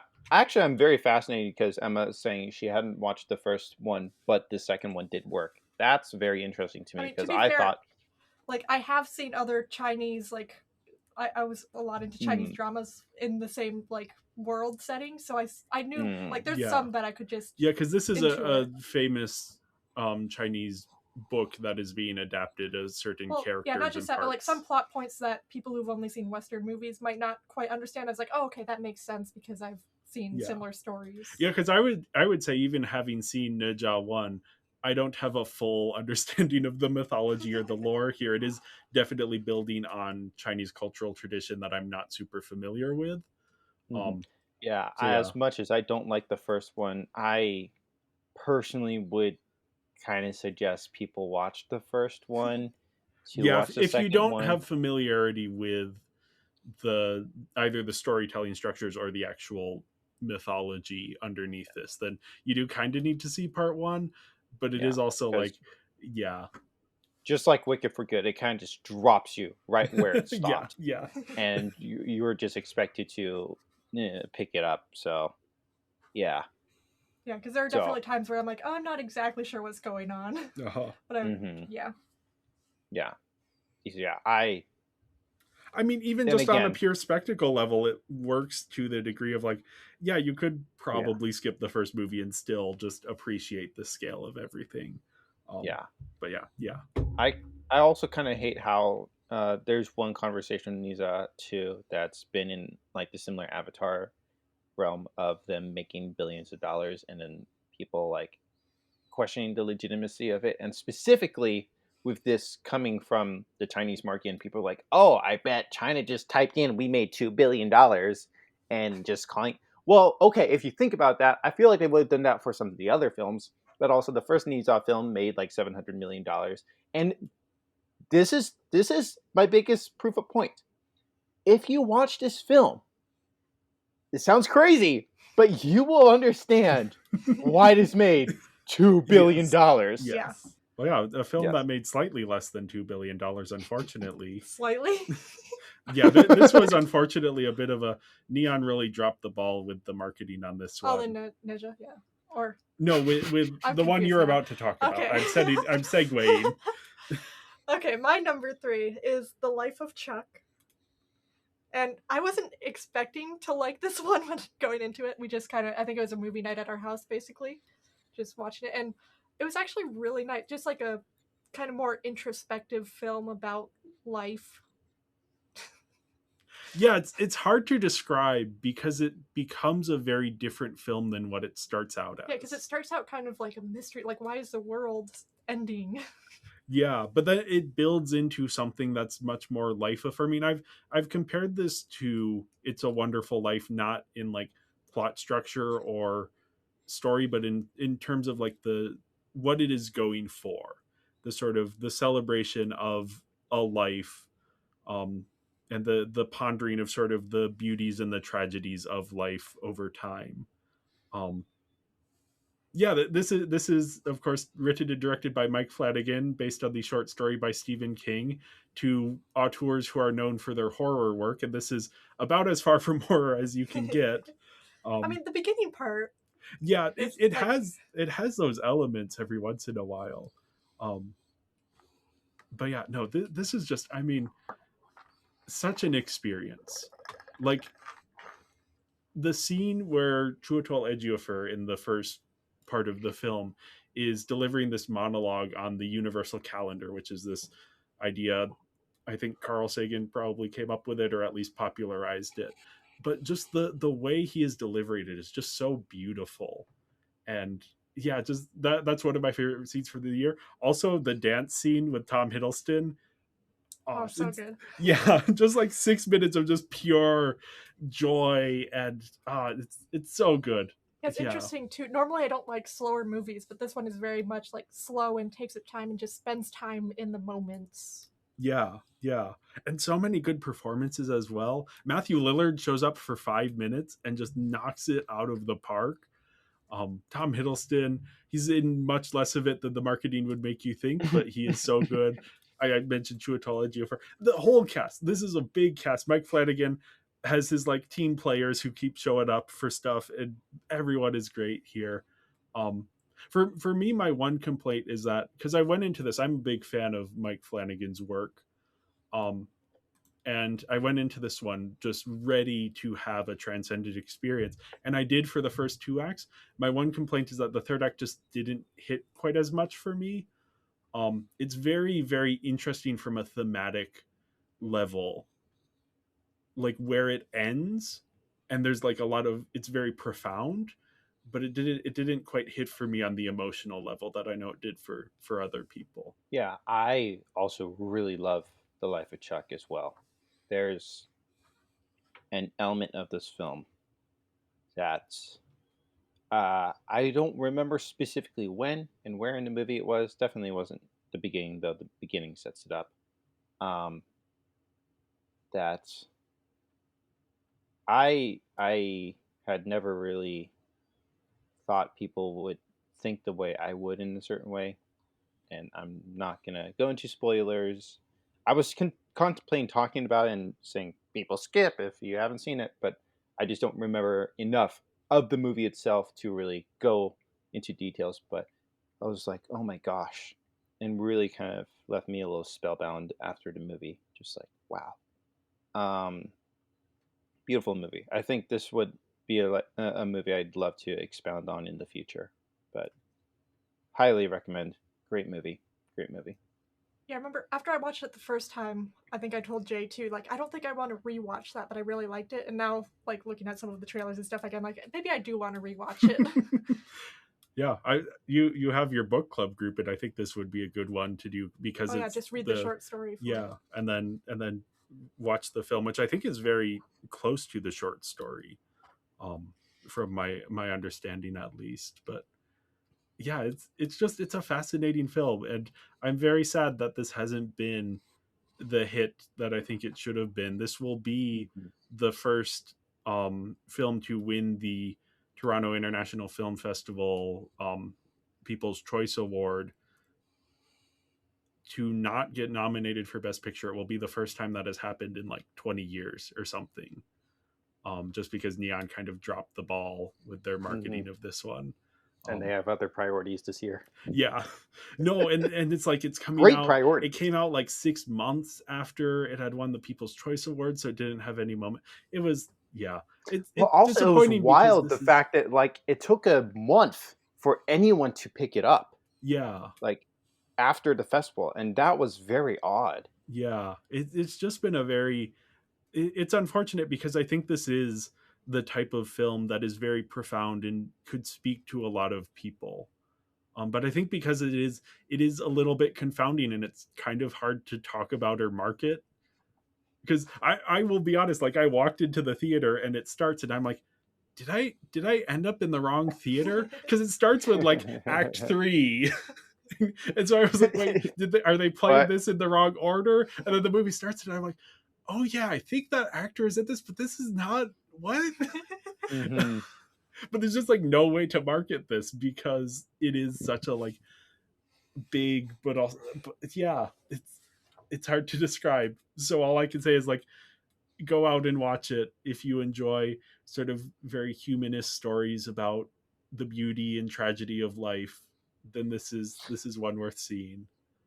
How often do you walk into the wrong room? I never. Okay. I don't know that it has ever happened to me. That doesn't stop me from being like, wait a second, why are they playing kids trailers in front of this movie? Oh, okay, it's animated, even though it's for adults. It's animated, so they're playing kids. Well, moving on to my number 3, I have Fantastic Four: The First Steps, the 4th attempt at a Fantastic Four film series. Fourth Fourth time's time's the charm. charm, I guess. Yeah. Yeah. Yeah, I mean, fans have been waiting a long time to get the Fantastic Four in the MCU, or even good, quote unquote, depending on who you are. I mean, I like most of them. But yeah, because of that, they play it safe with the story. They tell a classic Fantastic Four story with the Silver Surfer and Galactus. And yeah, it does that really well. It does it pretty efficiently. And it's fun. It's pretty snappy to the point. It looks fun. It's got that 60s aesthetic to the future. Um, and it looks good. Yeah. It is what it is, yeah. Yeah, this is a very odd one. This came out a few weeks after Superman, and I think that kind of took a lot of the wind out of its sails because it is a very different film than Superman and is going for a very different vibe, despite kind of being marketed in a similar way. I found it a little bit weirdly morose in the tone, but I didn't hate that the way that some people hated it. But yeah, there's just some like really good stuff. If we're talking about like favorite scenes, the 20 minutes of this where they are in space, I won't say anything more than that. It is early on in the film. But the 20 minutes where they are in space are like just so much fun and like very comic booky. Some of the stuff that goes down is just like, oh, this is really fun. This is the kind of stuff that I feel like I am opening a comic book and reading this rather than, sitting in a theater watching like the biggest blockbuster of the year. They're not the biggest, but an expensive blockbuster that has a lot riding on it. It's weird in a way that I find very fun. Yeah, I don't know if other people have positives to say about this before I go into some of my negatives. Well, yeah, I enjoyed it. I've kind of burnt out on all the Marvel superhero movies. I think part of it is like, oh, we have to include all the superheroes, or like more than just the main superhero we're focused on. So it was really nice just having a movie focused on, okay, this group, they're saving the world. Yeah. Yeah, it was a really good movie. Well, if I talk, it's going to be more negative. Honestly. Okay. Yeah, I'll quick give my negative thoughts. I do think this has some weirdly bad casting, which like the MCU, Sarah Haley Finn, who does the casting for the MCU, is I think one of the like 2 or 3 most important people in the success of Marvel, because the casting, even when the movies are bad, even the last 5 years, which people don't like, the casting has been on point. This one, I think anywhere from 2 to 4 of the 4 leads in this movie are kind of miscast. Which again, it's kind of hard to find people for these roles because you want big actors, but they're signing on to a lot, so you're a little bit more limited. So I understand that there's like reasons for that. But I do think it does drag the movie down a little bit for me, that it's like, oh, this actor's not quite the right vibe for this character. Pedro Pascal, he's a little bit too nice for Reed Richards. Joseph Quinn's a little bit like too thoughtful to play hothead Johnny Storm. That's his name, right? Yeah. Fantastic Four. Anyway, yeah, that was maybe my main complaint walking out of it. Yeah, I think you alluded to it, Jay. Personally, in hindsight, I would have reversed the releases of Fantastic Four and Superman. I'll just say this right now. After watching Superman, it just felt so good. And I literally thought, I don't need to see Fantastic Four this soon. I don't, like, in 2 weeks. Like, I wanted to ride the high of Superman. Yeah. And so I think Fantastic Four first would have been respectfully a standard MCU film, and then we get Superman. Would have been way better. And let's be honest, who would have known, really? I'm not necessarily against the fact that they released so close. I just I would have reversed the order, and I think it would have been fine. I think maybe Fantastic Four may have been a little more successful, just because I think Superman is just so satisfying. And honestly, I'd say that is basically my main complaint. It was just the wrong movie at the wrong time, for me at least, and maybe many other people. I'll also say the AMC where I have my pass, it is a LIMAX ratio. There is a full IMAX screen in my town, but they don't have a pass. And I heard like the Galactus scenes were full ratio, and I don't think I would have paid $20 just to see this in full ratio IMAX. Emma and I went to see it in IMAX in IMAX 3D, because I wanted to see the Avatar trailer. Understandable. But yeah, I honestly, Galactus really felt capped in the LIMAX ratio. Like, I am genuinely jealous of the people who saw Galactus in his full height. Yeah, I believe Disney Plus puts the IMAX versions out.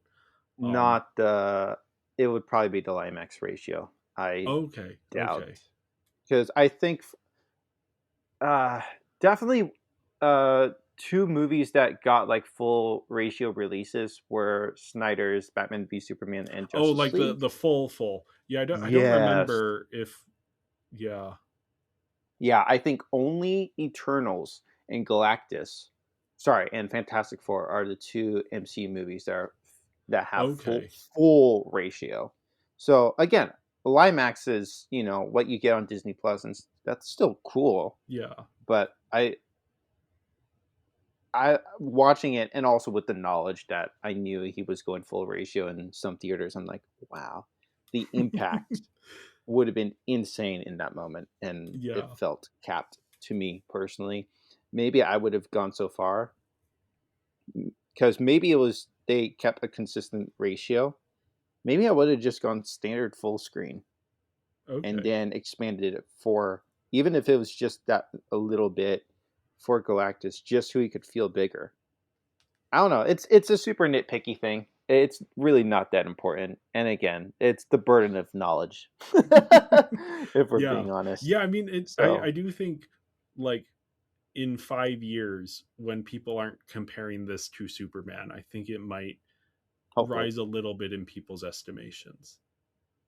Though we'll have to see, because I do think it is it's very morose. It spends a lot of time on a plot line that isn't very superhero-y, in a very weird way. I think it's kind of fascinating, but also not fully successful to me. Yeah. But I know John is also very into the Fantastic Four characters. So I know he feels a bit more strongly about all of that than I do. Yeah, and I'll say, since I've only said negative things, it's not a bad film. it's a very fine is still weird. It's a fine film, and I'm Yeah. not trying to be overly negative. Like it, because also I do feel like people going into Fantastic Four may have had maybe a little bit that, wow, Superman changed my life. Is this going to change my life too? Or I feel like there's almost that expectation with many MCU films because they've given such like a high to so many people, and yeah, like it's good, but not so much where I feel like a new man. Yeah. Not like I did arguably Superman, not like I did with Nisa too. I'm just like, okay, that was solid. That's kind of just all I felt from it. Yeah. Well, yeah.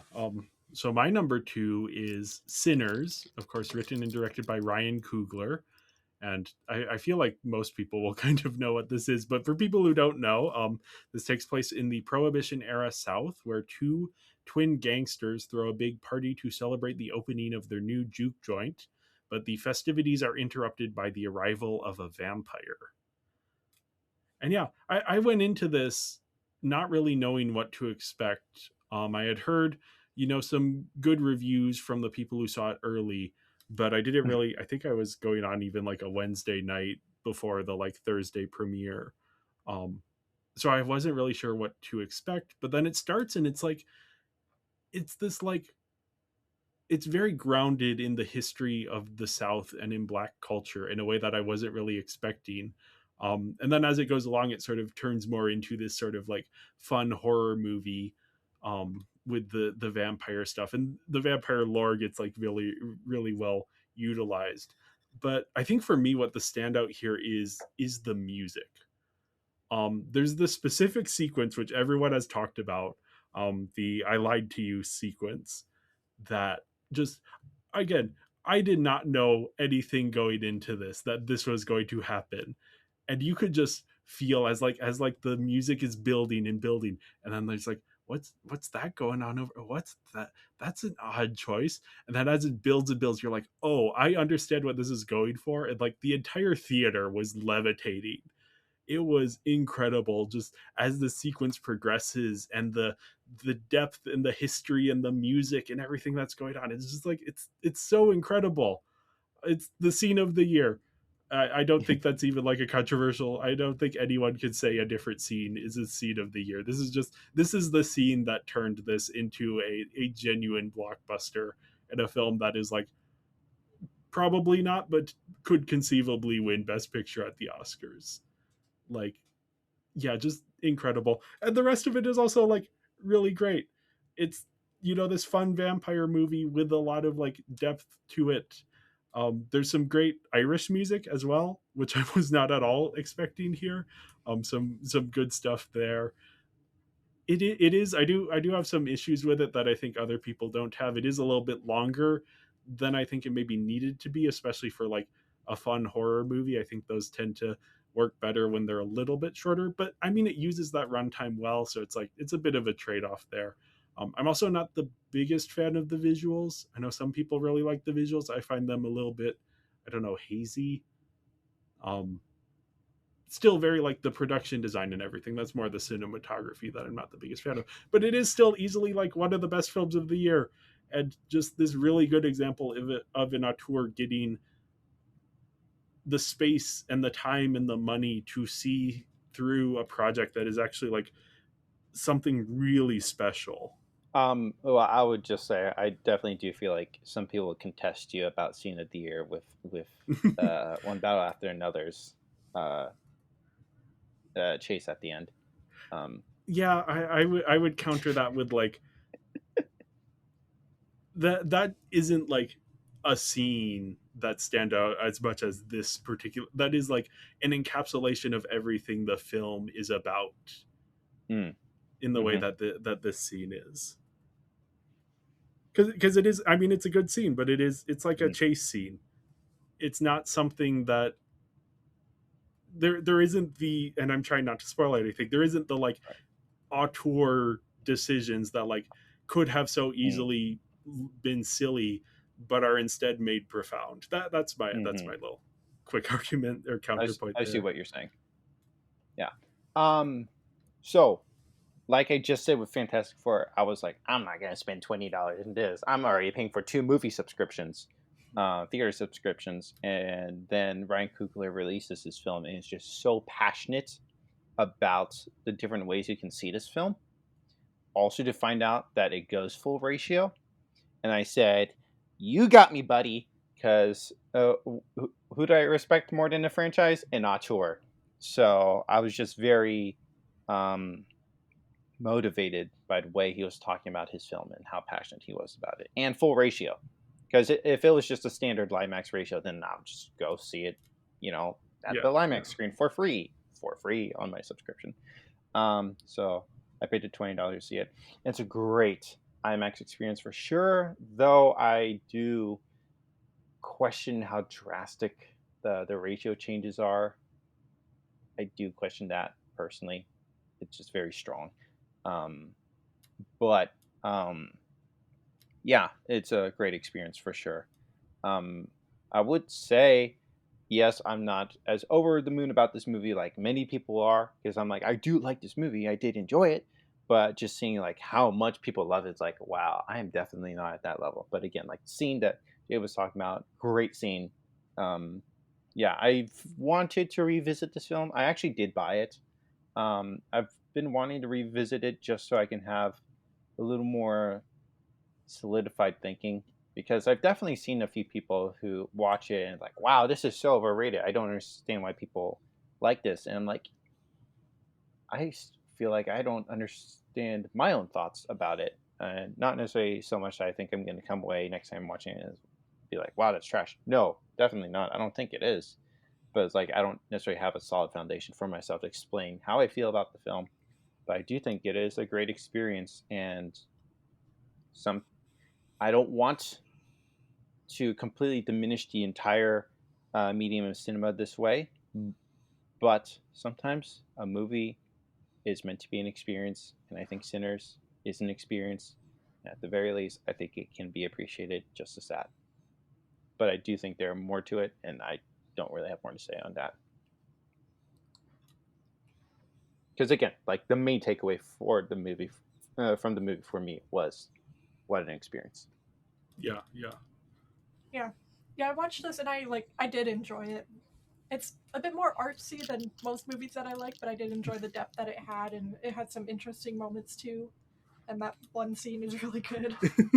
Yeah, no, because you joined us. I did some horror movies, hosted some horror movies for friends just on a TV, so nothing special. But the idea was to watch it on a TV in the daylight for people who aren't super into horror movies. Like me. And yeah, I was surprised how well it played in the room, even just like on the TV in the broad daylight. Yeah. That scene just still hit. Yeah, just talking about it afterwards and be like, yeah, this is something special. Yeah, again, seeing it opening night was just an incredible experience, and yeah, ever since then, that's been like the thing on everyone's minds for this year has been that scene. Yeah. Really cool to see the success of this movie. Yeah, it's also like, yeah, it's a really interesting story. Like it was being a little bit underestimated, and even after it opened well, there were some doubters who then were proven very wrong, at least at the US box office. This is like one of the biggest films of the year as like an R-rated horror movie. Mm-hmm. Yeah, it's an just original.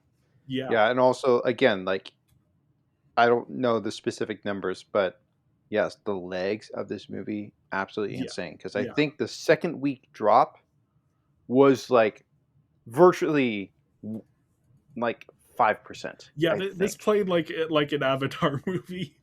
It really did. Slightly less, but it just kept making money over the weekend. America's Avatar. Yes. Yeah. Really cool to see this do well. And I think like people should continue to have hope for original films. Like, yes, not every film is going to be a commercial hit, and not every film is going to have the budget to look crazy or have that advertising money. but like people still want these kind of stories. And I don't know. I feel like I see a lot of doomsday, like, oh, the future's dead. But also, I do see reminders like art's always survived, film Yeah. will survive, original storytelling will survive, and so it's really cool to see this movie do well. And again, what a crazy year for Warner Brothers this year! Like, oh my goodness, especially this movie seemed like, I don't know, just I had not heard of it until it hit theaters, honestly, and I'm pretty on top of things as relates to new releases. Yeah. Um, and so Warner Brothers being able to, have a really solid year after some, uh, some movies that people were like, wow, they're off the mark, but then they had an incredible run. Sinners, One Valor, Another, Weapons, like, wow, good job. My number two is Materialist, directed by Celine Song. And this is the kind of movie when people talk about their lives, and I like this kinds of movies. This movie is definitely a little more, I feel like, approachable compared to some movies. Um, Again, one movie that will be in my honorable mentions is a movie called Rebuilding, which also stars Joshua O'Connor, who was in Wake Up Dead Man, which I saw both of them same day. Fun low day. But like that one's definitely like a lot slower, contemplative, and there's definitely contemplativeness in Materialist, but definitely it's more dominated by conversation, and as people are having discussions and talking and thinking about their lives. And I like these kinds of movies. I did really like Past Lives. I will say not as much as other people, because people really love Past Lives. I'm not necessarily at that level, but then I'm really surprised to see how people don't love Materialists as much. So then I end up loving Materialists way more than most people.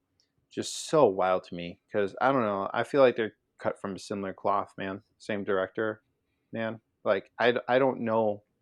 I don't know what it is about this movie that people don't like as much. The people like Past I Lives more because I it's know in a what different it is. language. It is Oh, entirely the narrative. marketing. The what? Not even the marketing though. I think it's just because this was kind of there's been a campaign in the last maybe 5 years to be like, hey, what happened to the rom-com? The rom-com is kind of there aren't as many coming out, and there should Mm-hmm. be more because it's a fun genre. And like in the 90s and 2000s, it was like one of the big genres. I mean, historically it has been a major genre, and it's mostly shifted to Netflix. So I think this kind of got Right. caught up in that thing of people wanted this Yeah. to be a classic rom-com, and it isn't trying to be that. I don't think it's even really marketed that way. I think it was just that Mm, narrative kind of took hold, and when the film mm, didn't deliver on something it wasn't even tried to deliver on, people got a little mad at it. yeah. Yeah. I didn't watch the trailers.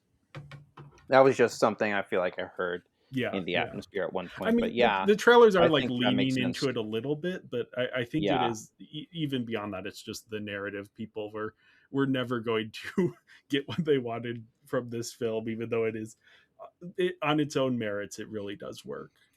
Yeah. I think. Um, yeah. I think there's a movie I'll mention in a moment where the trailer threw me off. So I definitely can understand. I personally try to avoid trailers, so the occasional slips through. Um, but so I can understand how expectations and marketing can definitely play into reception, which I do find sad. So that's definitely why I try to avoid marketing, or at least trailers, because stills and posters and the way I use the internet are unavoidable. Um, but yeah, so in my mind, if you like Past Lives, you like Materialists. Like, I don't know how those people, like, I don't know who. I'd be surprised if someone watched Past Lives, liked it, and didn't like Materialist. I also do think with like expectation thing, like Materialist was a bigger movie because Yeah. Past Lives didn't necessarily have a cast people knew. In here, you have three pretty big enough names, especially Pascal, presently, and so it definitely has a little more appeal that way. So again, Past Lives played to its market audience just right, and the Materialist was maybe, asking too much of too many people, which I find really sad. But I really like Materialists, and I'm not sorry. Yeah, this is one. So I had a somewhat different reaction than a lot of people to this, where I think I had the opposite reaction to this that the movie wanted me to have, which is not to spoil too much, but I felt more investment in the first relationship in the first half of the film than in the second half of the film. Mm. Which I don't know, that maybe says a lot about me as a person and my thoughts on romance. But no, I do think it is just like, it's very well constructed, and even though I wasn't like connecting as much to the second half, it is going for something and it is achieving that. And yeah, I always love seeing Dakota Johnson and Pedro Pascal and stuff. I do maybe agree with the people who say they're a little bit miscast. I'm not as much. I think Pedro Pascal is better cast here than he is in Fantastic Four. Maybe still a little bit of a misuse of him, but I think it works just fine. And then also I will shout out Zoe Winters has just a couple of knockout scenes.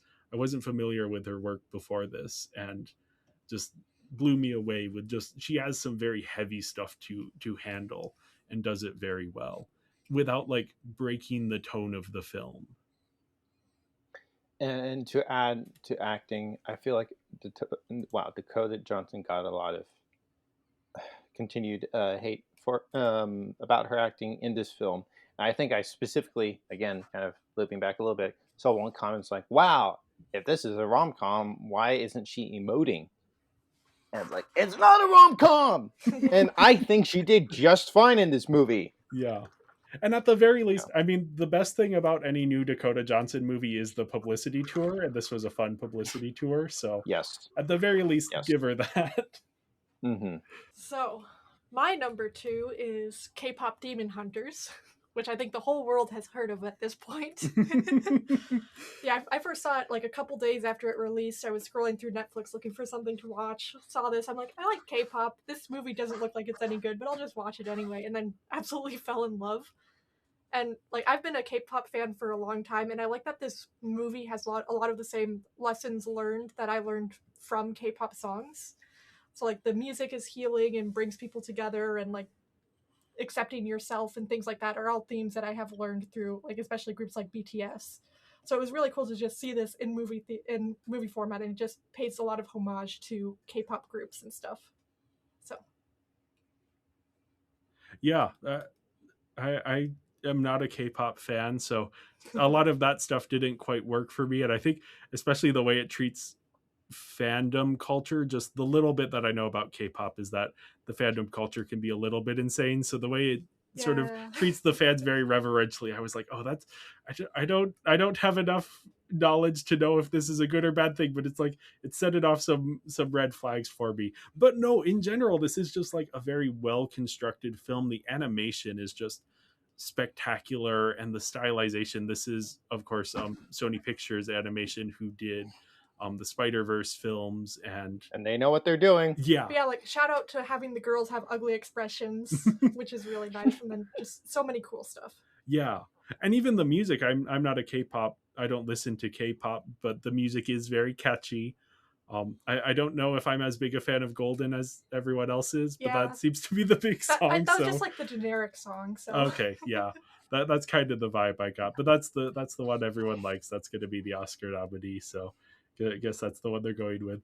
But yeah, it's like that. The real star for me was the animation and the action scenes, and then the plot, which is like very standard but still interesting. Mm-hmm. Yeah, it's like very formulaic, but really well done. Yeah. One thing to your fan thing, definitely, I think the idols themselves, you know, I mean, reflected in the film, but yeah, to treat the fans with love, dare I say, and so I think that's just kind of reflected. So it's just a reflection. Definitely, there are some very crazy people out there. And as someone who's only like vaguely aware of it, I only hear the like most extreme stories. Yeah, so that is also part partially a bias on my part. And there are a lot of good Understandable. K-pop fandoms out there. You just don't hear about them because they're good. Yep. Like they're nice, and then no one talks about them because it's fun to talk about the haters.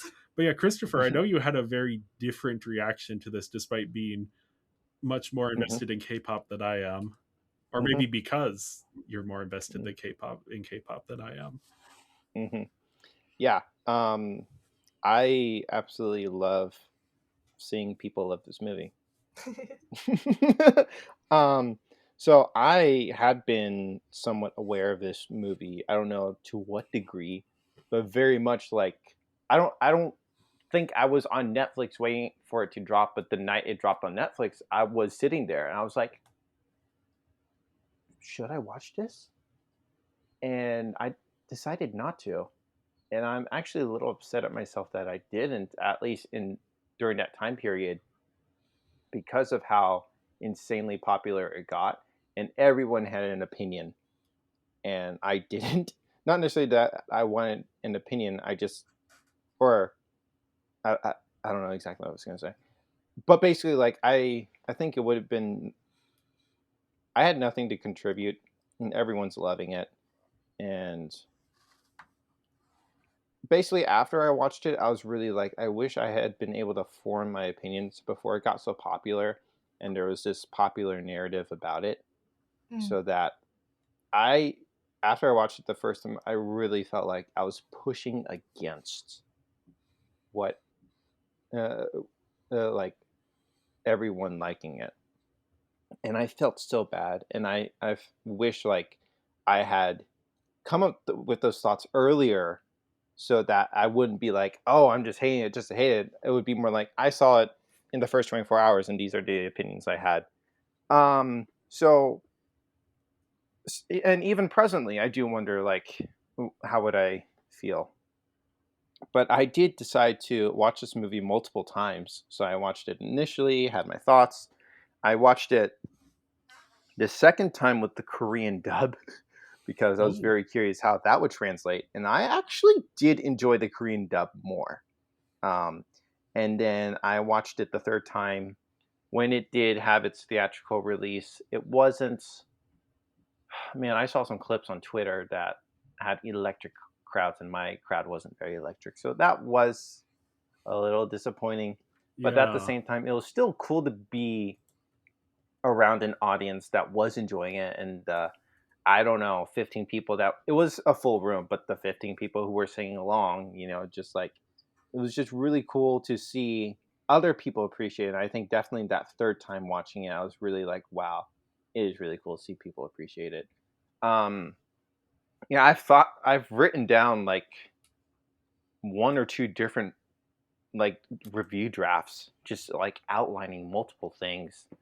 And I definitely don't remember all of them in the moment. And I never posted any of it because I was like hoping like put together some thoughts and I just never made time. And my feelings have evolved because definitely I've kind of come to I'm really glad everyone's enjoying it kind of perspective, because at the end of the day, it's not a bad film.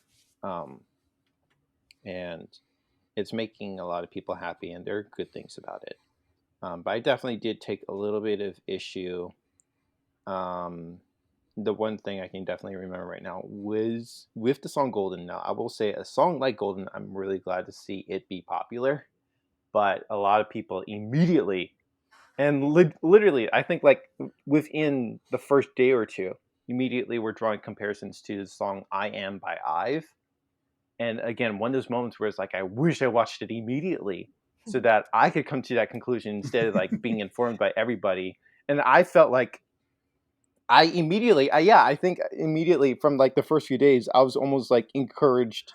Not that the IVE community, fan community, is hateful or anything, but we were all a little miffed, and so I wish I'd kind of come to that conclusion before even having a little bit of a little bit of discouragement towards the film.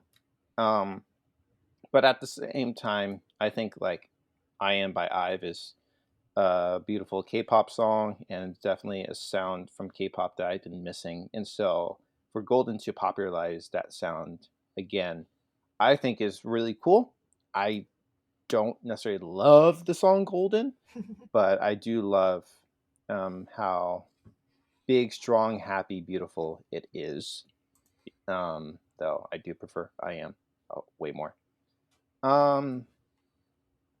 Yeah, I don't remember all my thoughts, but I've really come around to be softer towards it, the way I talk about it, the way I approach it, and so yeah, I think it's really cool seeing people like it. Maybe one day I'll finish my review, and definitely I'm very very nitpicky in what I had written down. Like the second time when I was watching the Korean dub, I was on an airplane. I was legitimately like pausing it, pulling up my notes, typing out like another paragraph, going back in, watching another 5 minutes, pause it, typing another paragraph. So at the end of the day, this movie is fun, and a lot of people have had fun with it. I didn't, and that's okay. There's more. I should probably spend more time campaigning against other movies, and not that I was campaigning against this one, but I have thoughts. I would like to revisit them. Maybe I should have before hopping on here, so I can give more context to how I feel about things. Or maybe I would reread those things and be like, "Wow, actually, I was really stupid."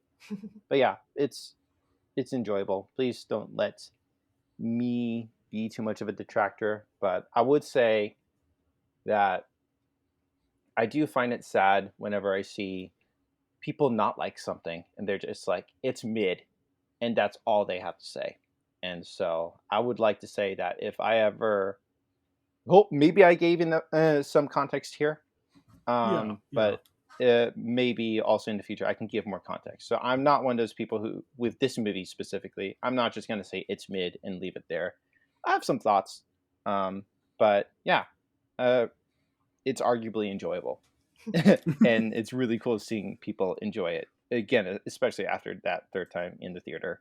Like, wow, this is really cool seeing people enjoy it. I went to see it in theater too, and I'm glad I went to 2 different showings actually, because the first one I went to, the crowd wasn't that great, and I was sitting next to a young boy who was like talking to me the whole time.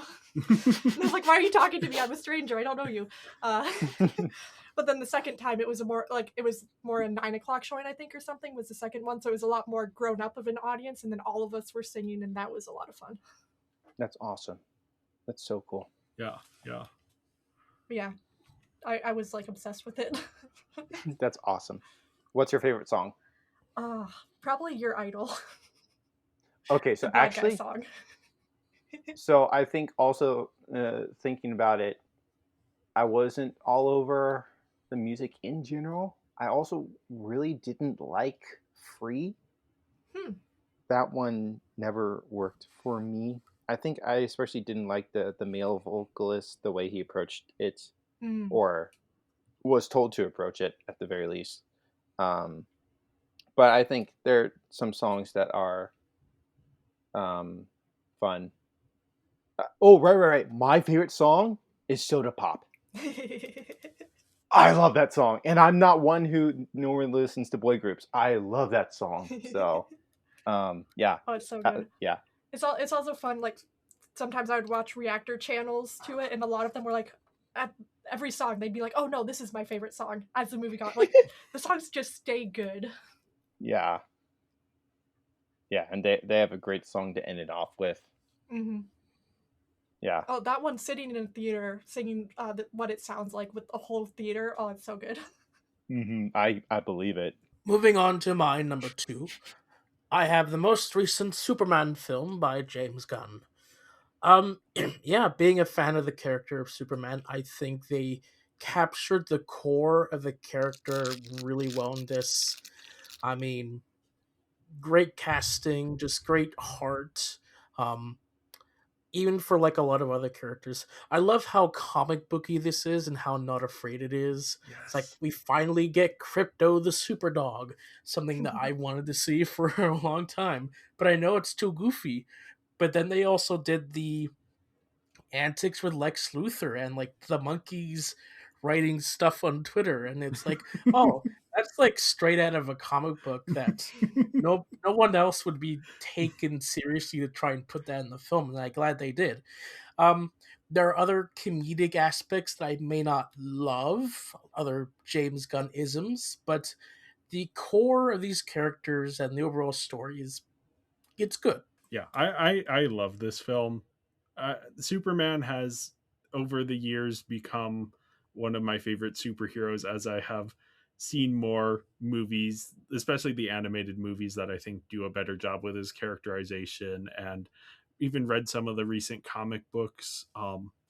Yeah, I've just come to really love his character, and it feels like there hasn't been a really good Superman movie for modern day audiences until now.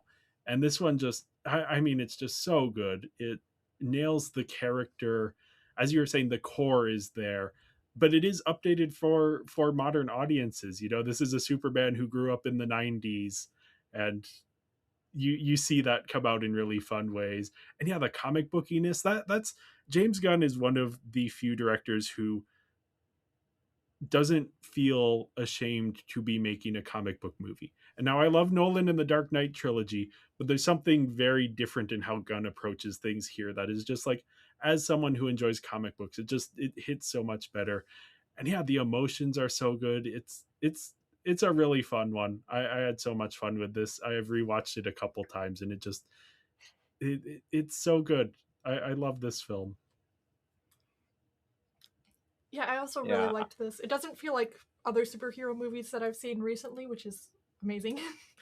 But then there was also a moment, I forget where it was, but like Superman was feeling down or whatever, and then he's talking, I think he was talking with Lois, and in the background you see a Yes. superhero battle going on, and it just clicked for me like, oh, he doesn't need to continuously fight, and you don't see that in other superhero movies. And just like Yeah. Mhm. a lot of interesting ideas that never were explored in like the Marvel movies. Yeah, the idea of like, oh yeah, there can be, since there are other heroes in this world, it kind of changes. Yeah, it doesn't all fall on Superman's shoulders all the Yeah. time, which was fun.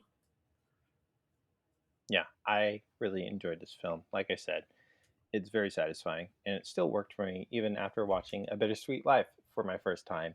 And if you don't remember, I cried like a baby after that movie, and was still thinking about that movie while watching Superman. So, quite the electric double feature. Yeah, yeah. I will say though, I really did not like the trailer that they kept showing in front of movies for this. I got so bored. I'm like, I don't think I want to watch the Superman movie.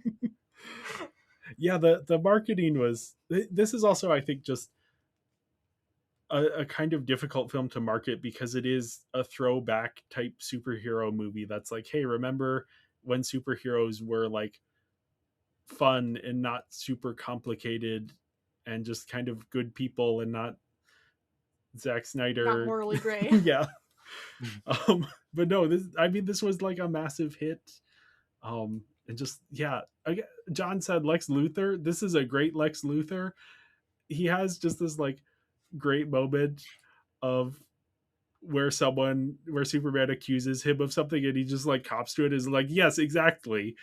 Like, he's just pure evil in a very unashamed way that is just so much fun to see.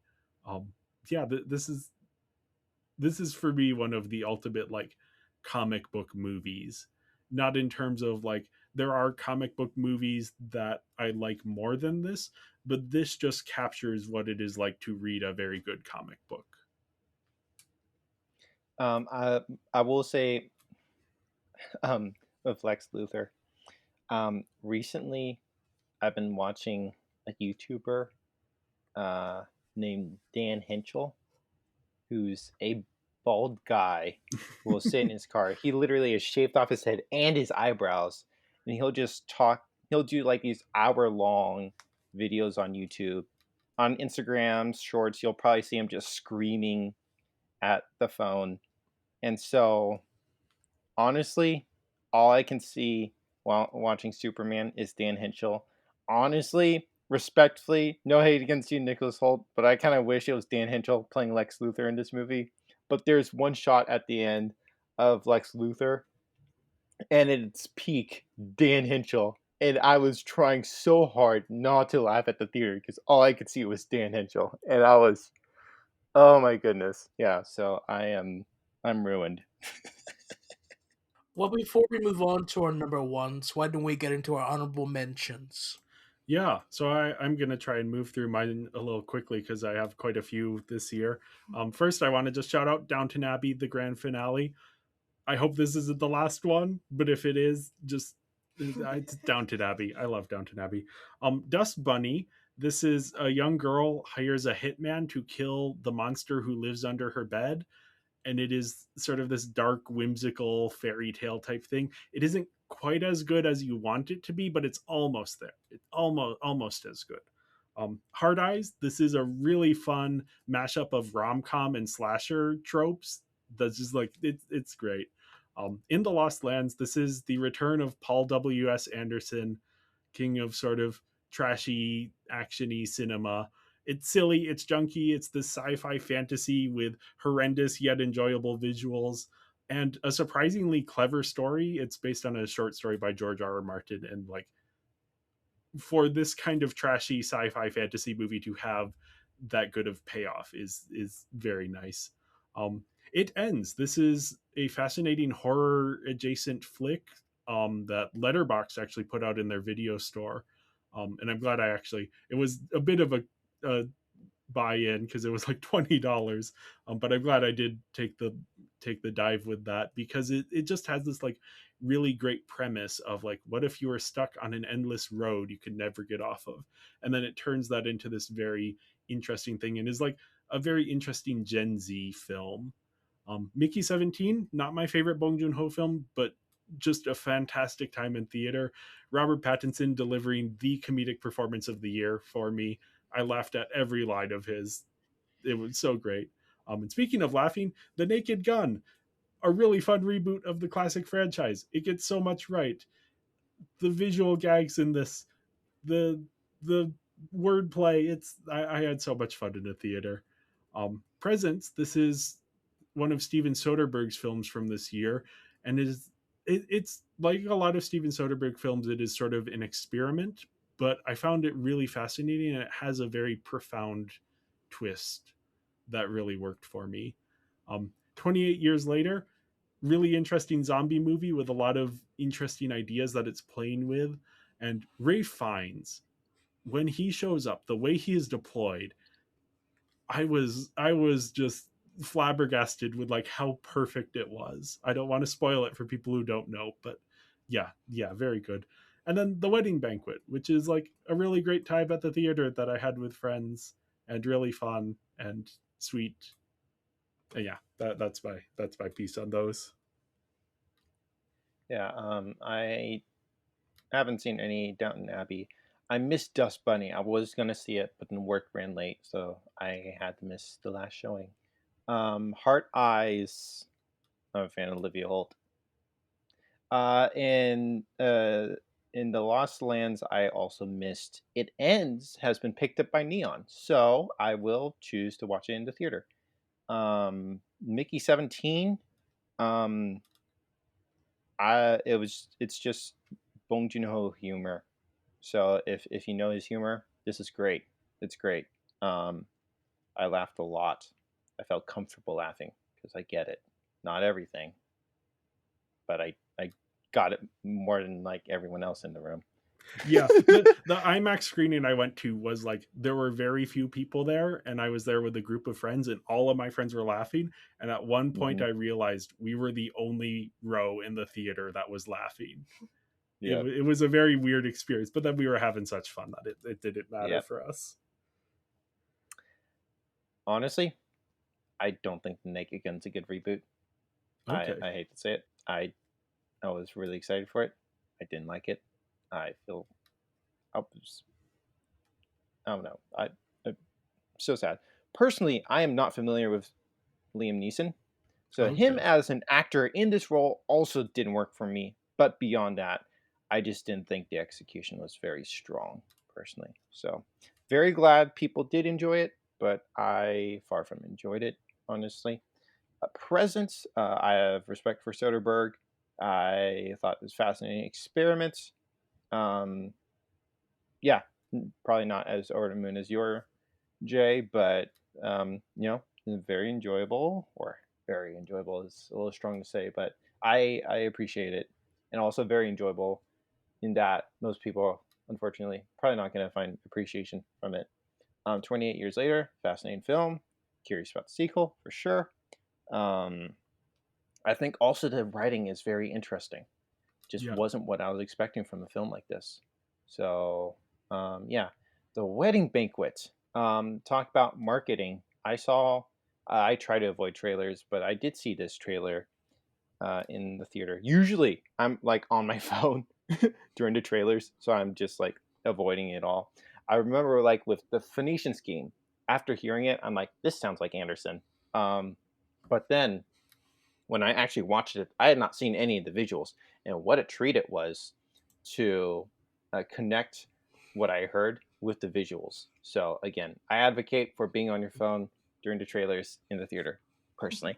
Actually, with marketing, I'll actually also say with Mickey 17, the trailer that was playing in theaters is just very peppy, but the score is not, and really, really, really, really threw me off. I love the composer. He's the composer of Parasite and Squid Game, And um, Twinless, I and, think. and Twinless, yes. But it just genuinely threw me off because it's a do do do do do in the trailer, and then it's just like this, the slow, beautiful piano stuff you heard from Parasite or whatever. I just wow, what a change.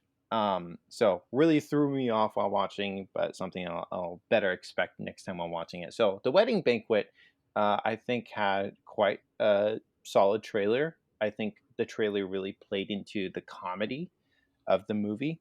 I wanted to see it. I missed it in theaters. I bought the Blu-ray. Finally watched it last night, and wow, I kind of struggled with the first half because the whole movie is kind of directed like a drama, and the beginning has more like the happier, lighter, more comedic elements, but it's not really like directed like a drama. And also in terms of like the audible atmosphere, I watched off my projector with the projector speakers, so take this with a grain of salt. I just didn't feel like ambient sound design was at its strongest at the beginning, but also it didn't necessarily bother me with the second half. And then also lack of music. I wish maybe there was a little more music. I probably understand that they didn't necessarily have the budget for all that, but then the second half, when the grandmother comes in and she truly like anchors the movie, and truly the movie starts to lean more into the human drama kind of stuff that I like. Um, and that second half of the movie really worked a lot better for me. So I do think maybe expectation there, but I also do struggle a bit with how it started. Maybe rewatching it, maybe I'll appreciate it more. But yeah, I'm a little mixed on The Wedding Banquet more than I want it to be. That's probably, we had the opposite experiences with that and with Borderline, because I saw it in the theater with friends and we were all having a great time with The Wedding Banquet. Whereas Borderline, I Hmm. saw by myself and was like, "Oh, this isn't quite working for me." Sounds like you had the opposite experience with. Yeah, but again, it was also the trailer. The Yeah. trailer kind of really threw me off as well. Okay.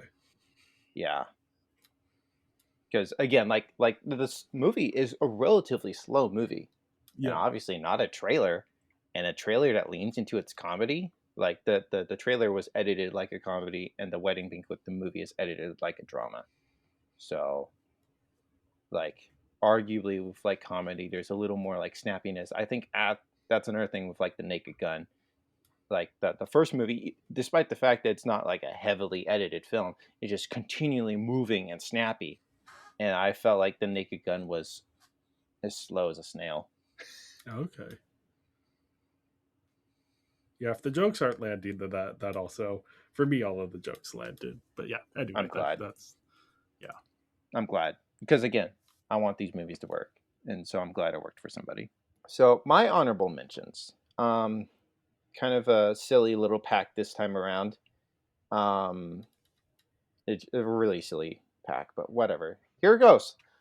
First movie on this list is a movie called Oddfellows. This was a movie that was filmed in the Springfield area, a little bit of Branson, Kansas City as well, and Missouri. Sorry, I live in Missouri. So Springfield, Missouri. Filmed in the Springfield, Missouri area, and yeah, so it's a local production. Budget was like $3,000, and it's just a beautiful, beautiful film.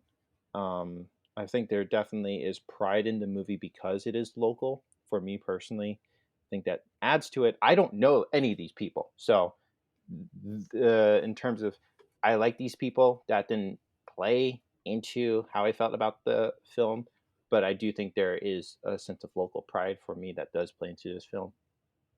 Yeah, beautiful, slow film about two girls in a bit of a restrictive school that is more about um, education and rules and rigidness, and they discover um, art and the freedom that can come from that.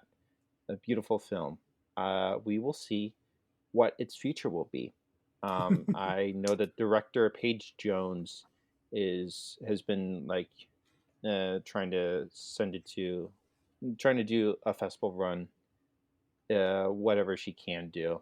There was one small festival I'd never heard of that I think it won like Best Picture. Don't know what its run past that will be. Hopefully, it can see some future for a mass audience because I really like it. I actually went to see it twice. Personally, I don't typically opt to see a movie multiple times in theaters because most of these films are guaranteed a home release. Yeah. Sometimes there's movies like what was the movie on your Century Top 10? Oh, Memoria, which that Memoria and Problemista. Those are two movies I don't think Problemista's. I don't remember. Maybe it's available for rent, but definitely not physical. But there are definitely some movies that from Neon and A24 how do you say that word? respectively. Respectively. Yeah, sometimes, something happens, don't know. So this is purely, indie. So we'll see what its future will be. Don't know. Because there was another film that released that had like its debut at the Alamo Drafthouse in Springfield. And then Springfield had like a water heat advisory thing. And so businesses had to shut down in the area, which included Showtime I was hoping to go to. And I was never able to see it.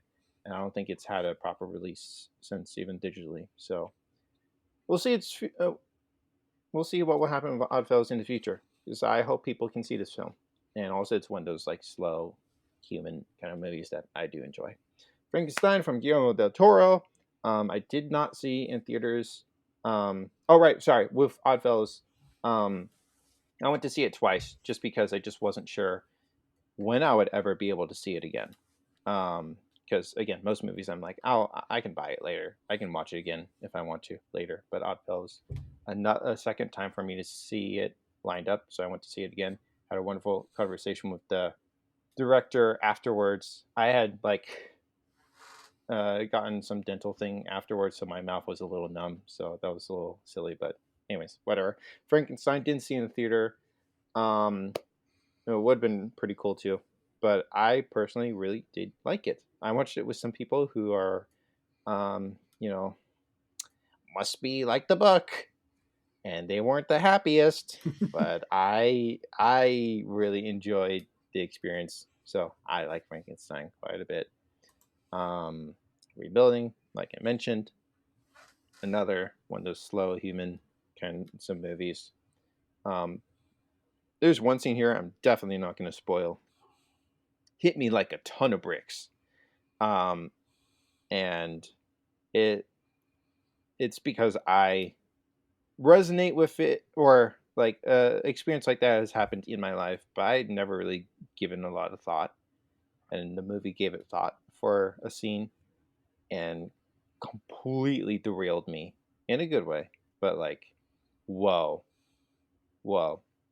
So that's great. So I would like to think if you know, you know. Maybe not. We'll see. I would think so.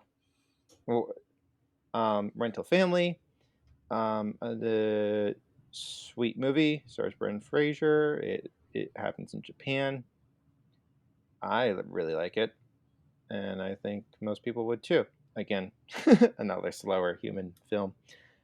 So for funsies, I popped in Freakier Friday. I watched Freaky Friday first time while I was traveling on an airplane. A lot of fun. Lindsay Lohan did so well in that. Oh my goodness! But obviously did that in prep for Freakier Friday, and holy crap, what a film! In terms of, this might be the most confusing film I've seen since Inception. I was like, the whole movie, I was like, wait, who is who? And honestly, I had a lot of fun with that, and there's just some crazy antics that happen in the movie, and I was just like, just laughing, rolling in my seat quietly during the entire movie. I kind of haven't been able to shut up about this movie because I just had so much fun with it. I have to mention it. All right, cool. The next two movies probably had some festival release in 24, so maybe on a Redux episode these would enter in my 24 list, but they were given wide releases, or at least, more public releases in 25. The first of those is The Surfer, which stars Nicolas Cage. And what a surreal movie this is.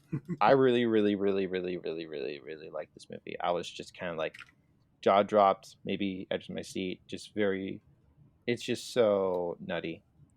And it looks so good. So cool. The Knife, again, what a treat it is to kind of just walk into a movie blindly and kind of just be so enraptured by its story. And it's intense. I'm just like, just watching it play out, just like, wow, what a great film. The Nickel Boys is definitely a 24 movie, but it didn't hit my theater till 25 after we recorded our 24 episode. And oh my goodness, I really, really, really, really love Nickel Boys. Definitely one of the best films of 24. And definitely like the last 15 minutes are just like, oh my goodness, just steals the soul out from under you. All right, then, semi-controversially, because again, I've been playing by this, it got its wide release in 25. So, Kill Bill, The Whole Bloody Affair, I will give a shout out. This was the first time I'd ever seen Kill Bill. If you have never seen Kill Bill, I recommend watching it the Whole Bloody Affair way. Personally, I have not seen them individually. And I'm aware of some of the differences, and based off those differences, I totally recommend A Whole Bloody Affair. There's an intermission! That freaking rocks! Like, again, Whole Bloody Affair is more than 4 hours long, but there's an intermission, because it's basically how we as a general audience know of it. Two movies kissing as one movie.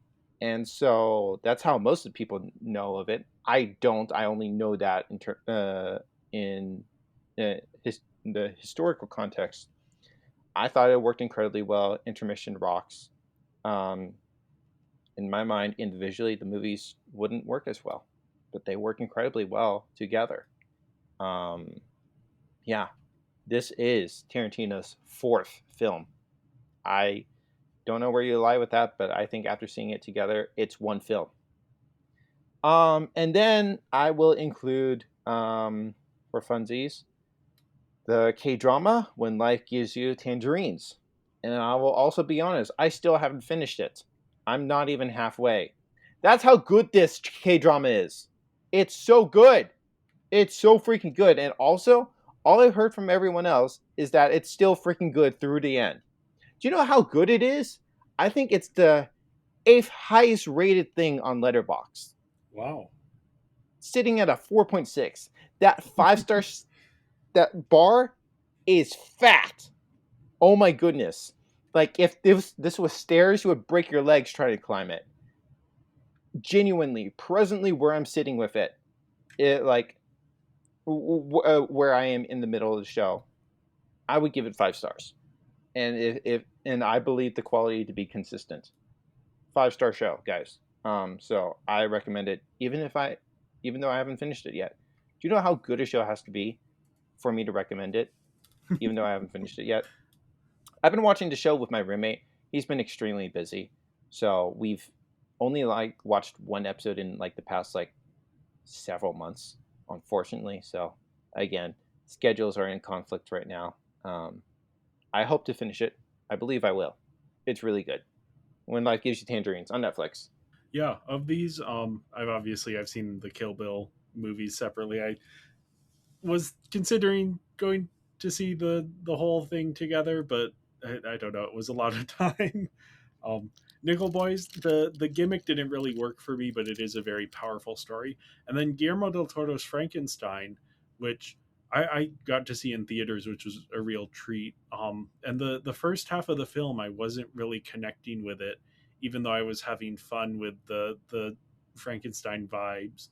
But once we meet the creature, like Jacob Elordi's performance and the makeup are just top notch, really good. Really, I started to connect much more with the film once the creature showed up. And again, the makeup. How do you create a Frankenstein that we haven't seen before on screen, and yet feels so close to like what the creature is? It's phenomenal makeup. Highly recommend if you are a Frankenstein fan. Maybe not too much of a Frankenstein fan if you care too much about adherence to the book, but yeah, this is just a really fantastic adaptation. Well, we'll move on to my honorable mentions. We've talked about most of these already. So the Avatar, Fire and Ash, Superman, Ninja 2, Sinners, all landed on my list. Then also Bad Guys 2, which is just a fun animated movie. I like the first one. I like the second one. Just had fun with it. And then the other one is Ban, which is a short story that Giguk, who's a YouTuber, just posted for free on his channel. And I think it captures the emotions really well of like going away from home and then coming back home kind of thing. So I really enjoyed it. And John has reinserted your The Colors Within I honorable didn't like mention. it though. Emma wasn't a fan. I think John wanted it on his honorable mentions, but didn't have space for it. I think it's good. I like it. Good music. Yeah, the music's the best part of it. It's another Nyako Namura film, which has interesting perspective and animation.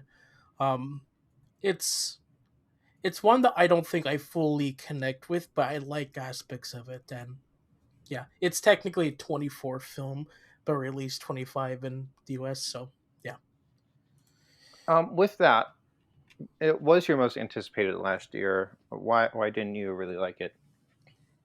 It didn't live up to expectations.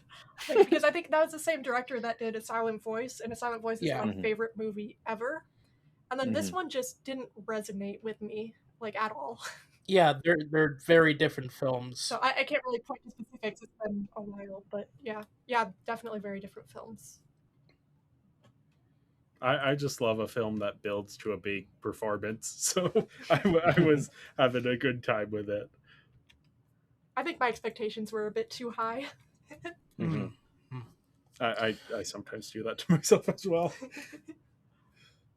Moving on to my honorable mentions. First up, we have Jurassic World Rebirth, the ill-advised sequel to the Jurassic World films. This time directed by Gareth Edwards, who is a very competent director who has some decent visuals, understands the scale of large things, and yeah, that comes across. There's really no point to this film. It's there. You can watch it. It's not terrible, but it's there. Um, Next up, we have Karate Kid Legends, a quote unquote legacy sequel that's just nostalgia baits from the marketing. It is essentially two different ideas for two different Karate Kid films that they just stitched together. I like the first half of the film, and then they just switched gears and just like, let's just do the other half. And that's where the nostalgia bait comes in. And it's actually not that interesting with the nostalgia bait. Then we have Tron Ares, which we watched for the Binging Barbie podcast. Yep. Visually, it's cool. It's got a soundtrack. Yeah. Next up, we have Chainsaw Man Ray's Arc. This is the anime movie that the anime community is just going all too crazy about, which really felt like more of like a season 2 of the next arc of the show than it does like a full-fledged film.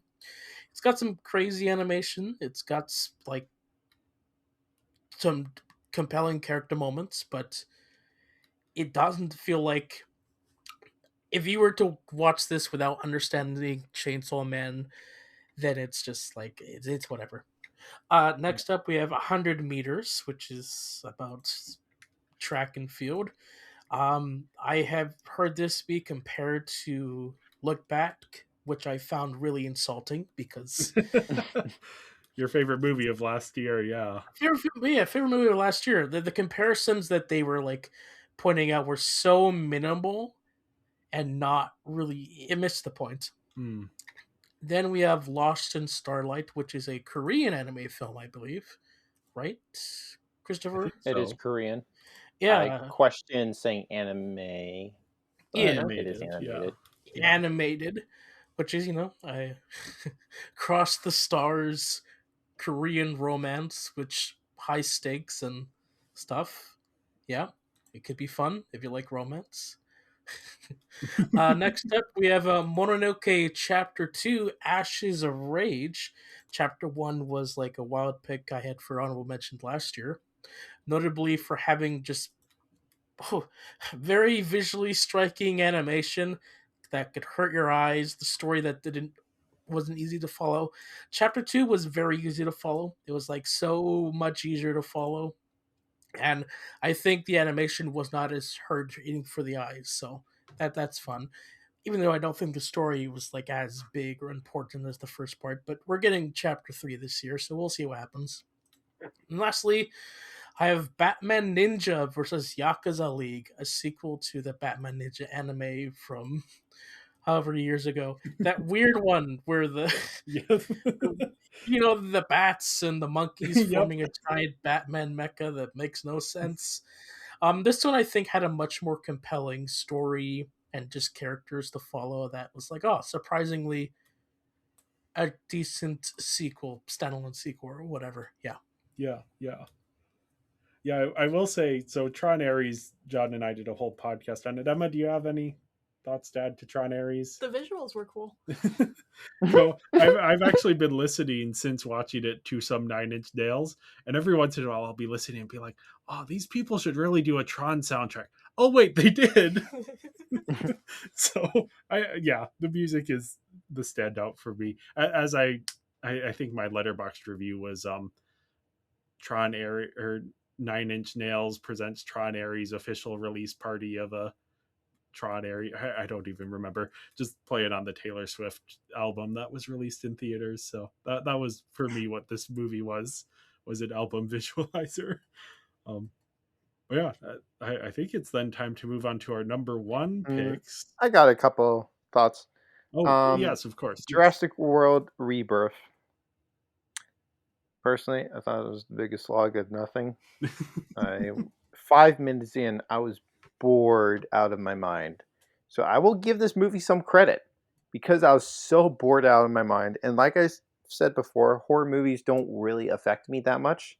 So there were maybe 3 moments of peril where there was some image that happened and I genuinely got scared for a split second. Like, oh man, kind of not verbally, but just genuinely I felt scared for a moment because my guard was so down because I was so bored. Usually going into horror films, guards up, I'm not gonna get scared at all, kind of thing. So yeah, I was just slumped in my seat, just oh, a few times. So I'll give you credit for that, Jurassic World Rebirth. Good job.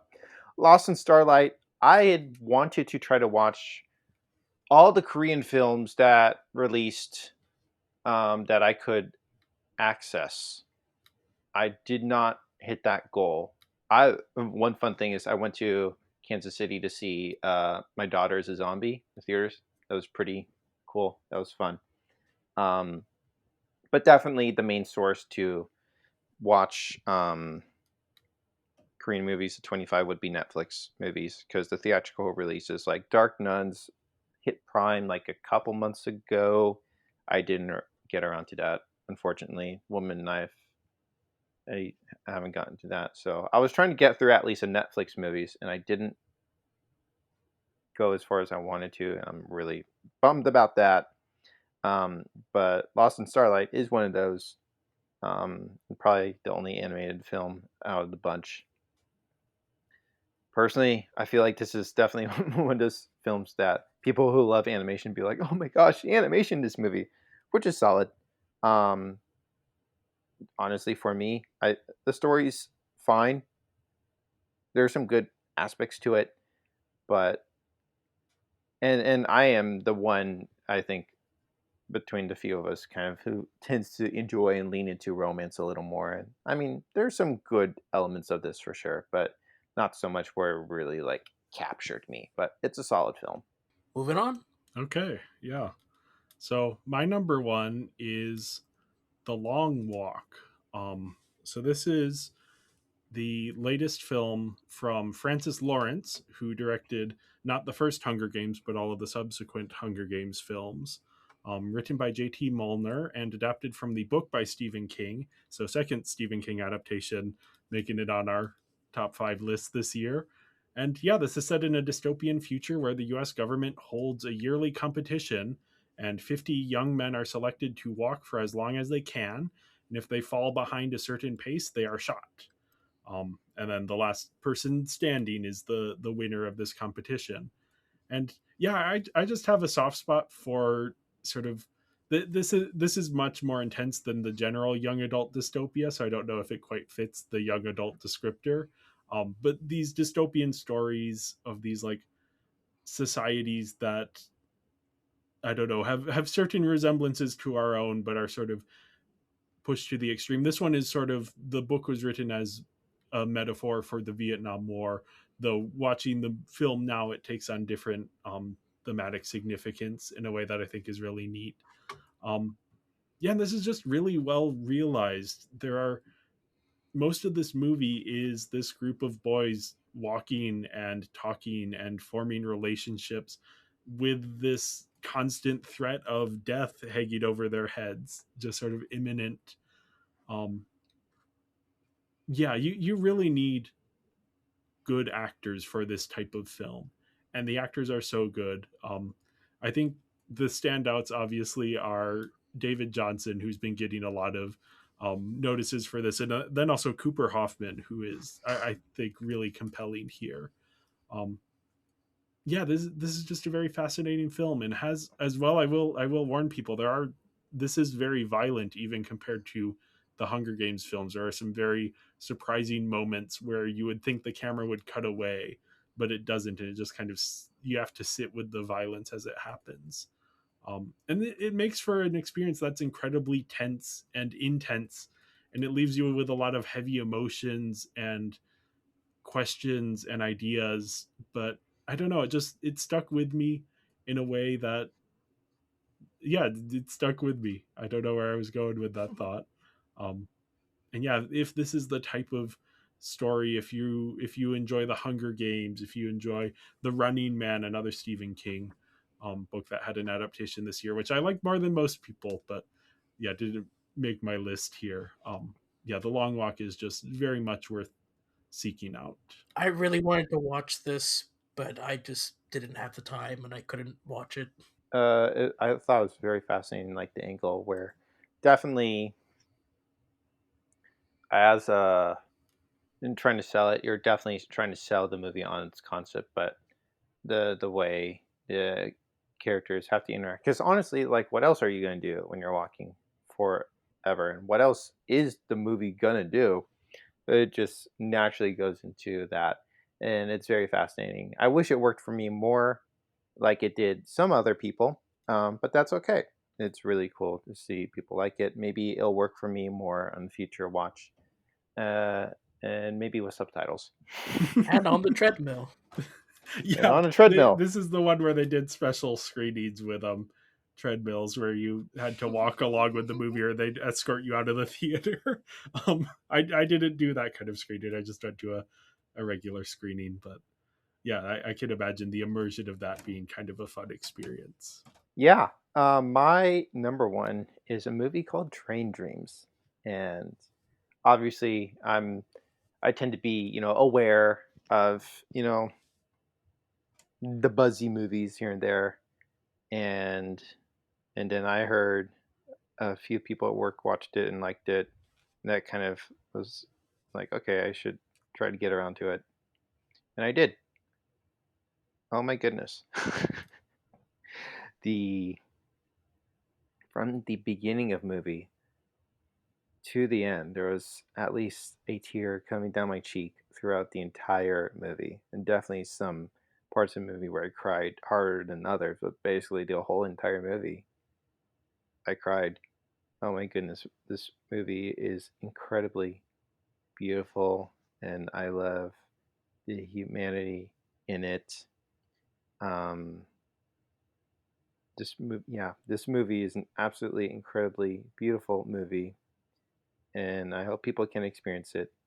And as I know, it's not for everybody, but I really liked it so much so I changed my favorite four.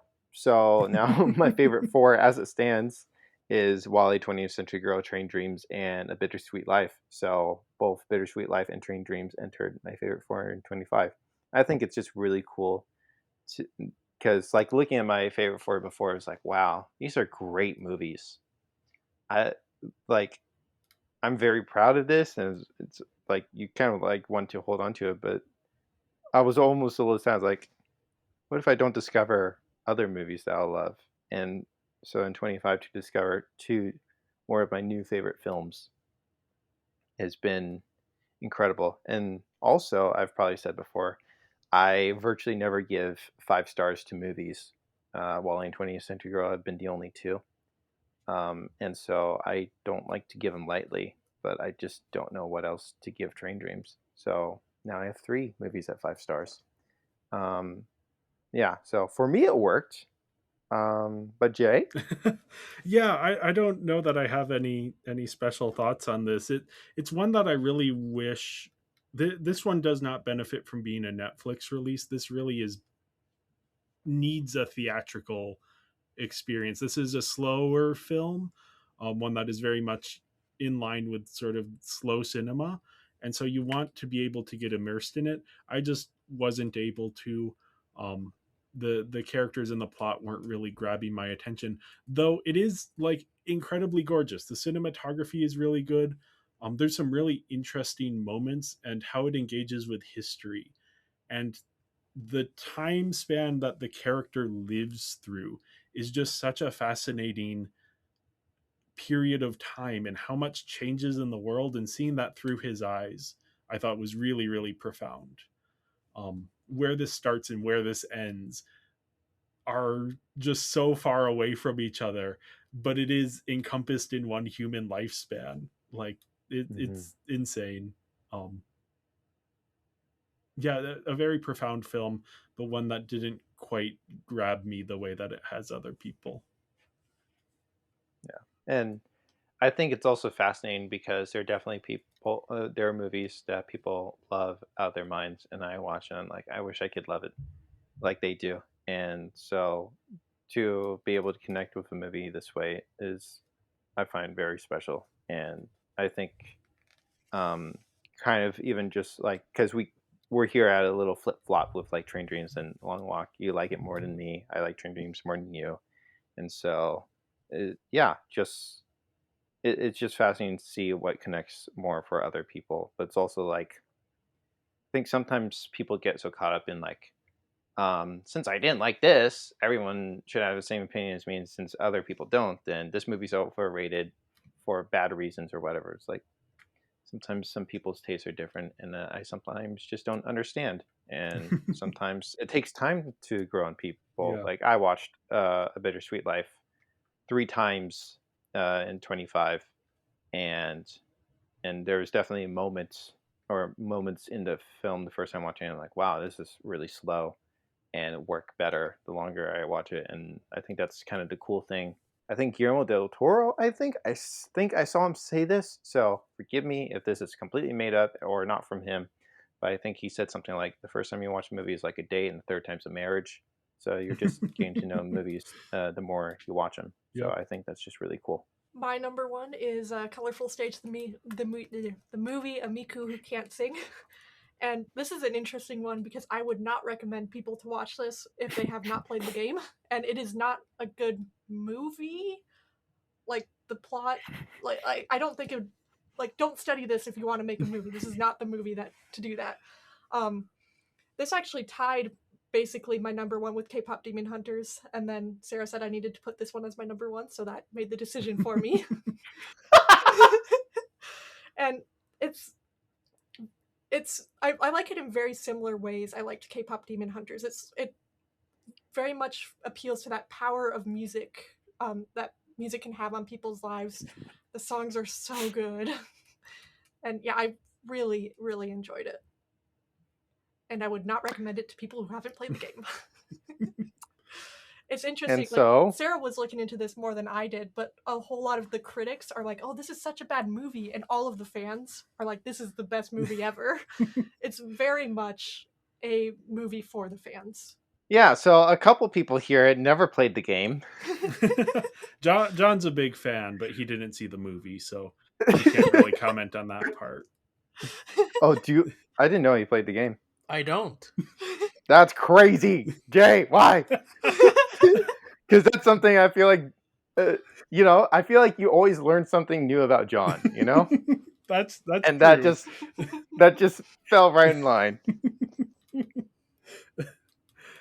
Yeah, I had a less than ideal experience with this one, both coming in knowing very little about Miku despite living with people who are Miku fans for Sarah years. has like 20 fingers.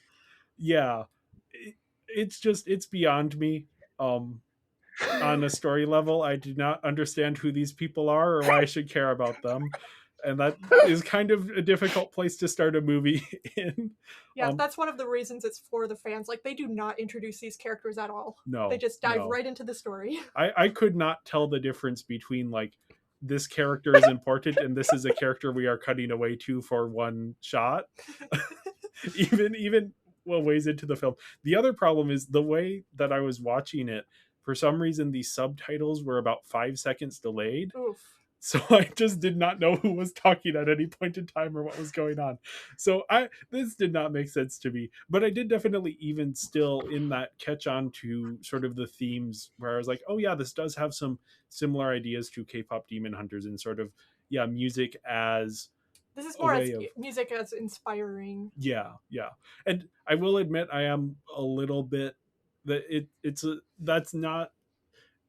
little too sweet for my tastes.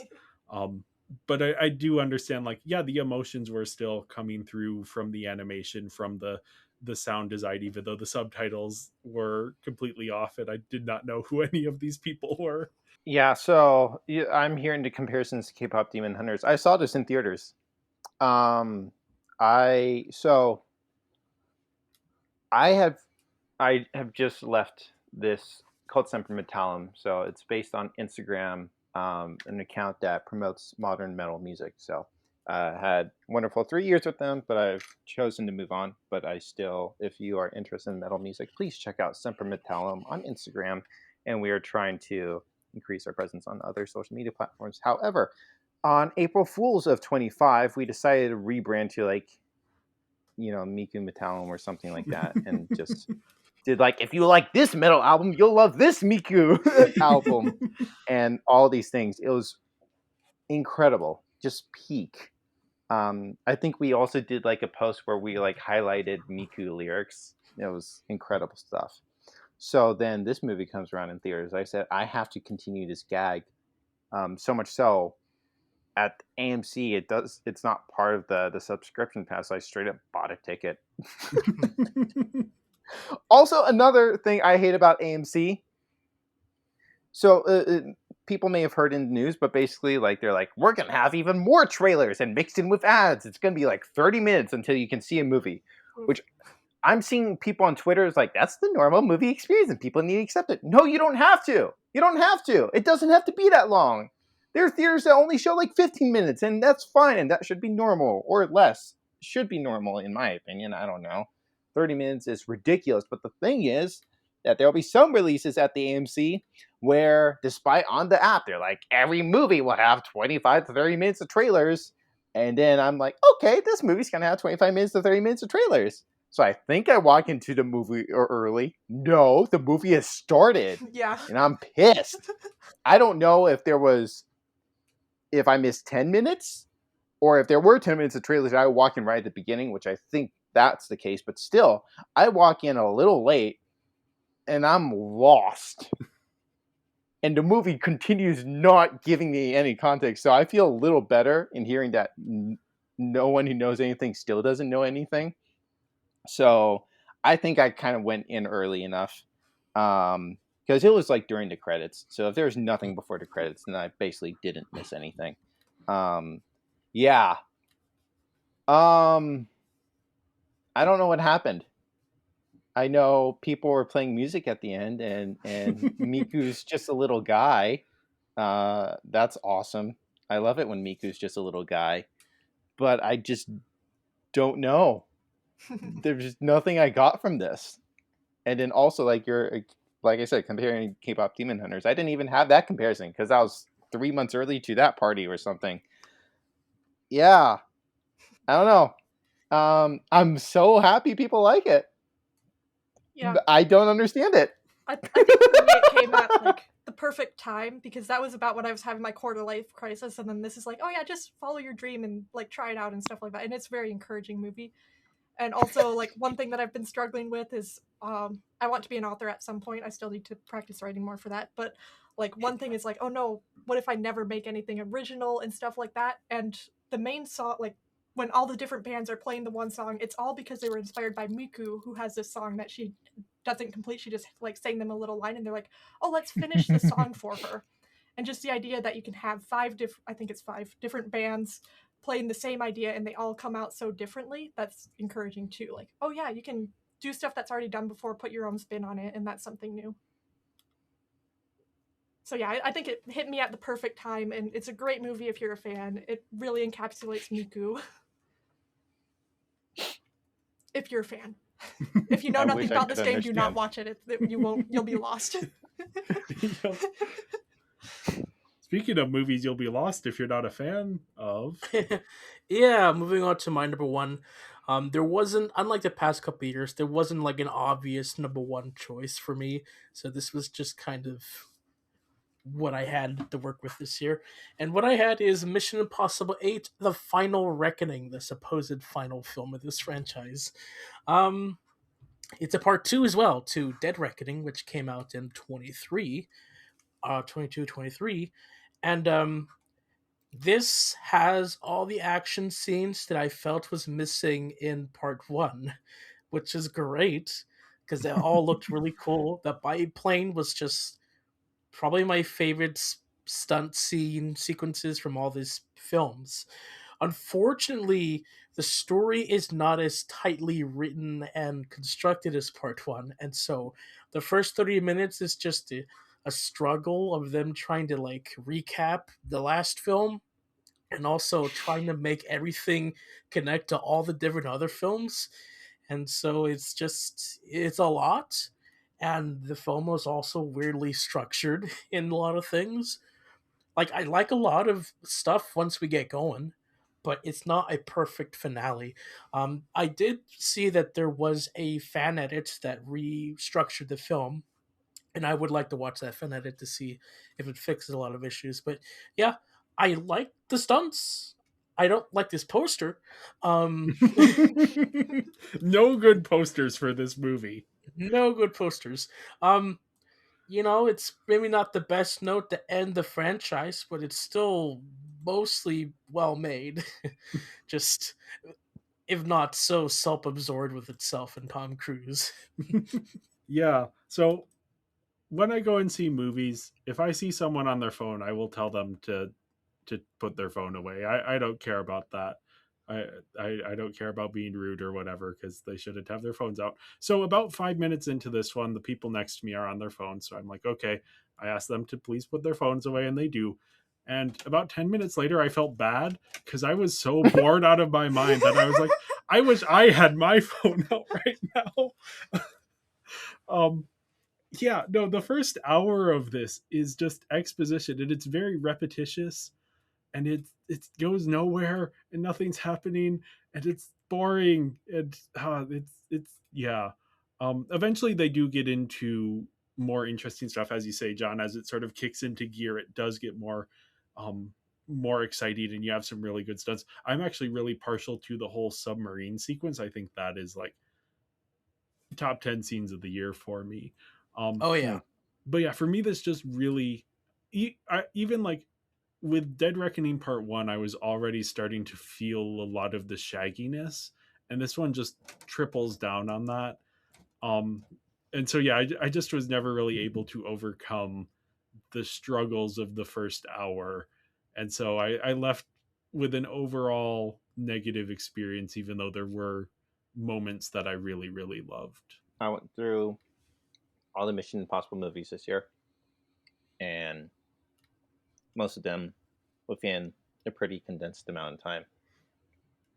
So there's definitely some mental mumbo jumbo of like, what's from that film? I remember this film decently well enough. If anything, I'm glad movies are made, but I do kind of wish maybe the franchise ended with Fallout, because I think that's the best movie in the franchise. Great emotional note, and it's just very hard to recapture that, or at least with these attempts. I think the stunts here with the submarine and the plane are great, but actually, so I did like the submarine more, and I heard someone say, "Well, they already did something underwater again," and I'm just like, "Where's your whimsy? They can do it again. What's wrong with that?" So yeah, I thought the submarine sequence was pretty edge of your seat kind of material. So I mean, arguably, there's enough enjoyment to pull from this. I'm not over the moon about it. Um, yeah, I think like as a franchise, again, most people are kind of there for stunts, so I got the stunts from that. Awesome. If I kind of want a good story, I'll rewatch Fallout. So yeah. Also, Tremel Tillman. Yeah, when he shows up, that whole sequence side of the movie is fun. It's peak. And the one, I believe she's Inuit, the woman at the station, whatever. She was just so sweet. I wish this was a better ending for the franchise. It's got a lot of really good stuff, but it's also kind of messy. So yeah. Let's continue with this mess. Yeah. And talk about our least favorite films. Yeah. So my least favorite. This is. I feel like I do this every year. This is not the worst film I saw this year. This is the one that left me disappointed, and that I feel like I have interesting things to say about. So this is A House of Dynamite, which is directed by Catherine Bigelow, written by Noah Oppenheim, and it follows various figures and departments after a nuclear missile is detected on a trajectory towards the United States. Now, that sounds like a pretty good logline to a movie. I'm on board. I see, Rebecca Ferguson talking on a phone in front of a bunch of screens. This seems like a good time. Yeah, it does. It sure does. This is just, the structure of this is very odd and doesn't work, and leaves a lot of dangling threads and things that just don't get any follow-up. So for example, this is just one example of many that I could pull from this movie. There is a journalist who is introduced very early on. We cut back to her several times as she's seeing different people rushing around and trying to figure out, what's going on here. And there's like a final scene of her like rifling through her desk and like, there's some military people like rushing around outside. What's going on there? We never see her again. After the first 40 minutes, we have seen multiple scenes of this woman and she is gone. There is nothing else with this character. She does not appear again. She doesn't factor into anything else that goes on. Um, and that's the entire film, is stuff like that. There's some really good scenes and really good sequences, and like the first 40 minutes are like edge of your seat, and then once you realize what this movie is actually going to be and what the structure is going to be, you're like, oh. So yeah, anyway, just read Annie Jacobson's Nuclear War, a Scenario instead. That will give you everything that you want from this movie. Everything you wanted that this movie to be, that book is. To the extent where I'm like, and I've seen other people online say like, I think they maybe just ripped off this book, but poorly. It at least seems to have been a big part of their research process for this film. My least favorite film is Death of a Unicorn. I feel like every film, maybe except for The Naked Gun, I feel like you've heard me try to be positive about. And I try to be positive because I feel like your reception, your perception of films, that's your perception. That's how you take it. We all think differently. Some people like this movie more than others. And I think that a lot of films, and especially we were talking about the best, right? So definitely talk about the 100 movies I saw this year. Got a lot of chunk of films where I'm definitely going to feel way more mixed about, more negative about. But I feel like I try to be nice, you know? I'm a huge fan of criticism, but I also don't think you have to be the meanest, worst person in the world about, sharing your criticism. So I feel like I want to try to look at movies as positively as possible. I did not enjoy Death of a Unicorn. Honestly, I felt pretty miserable while watching it. I will say I'm dying to see Jenna Ortega in a role that I'm going to like.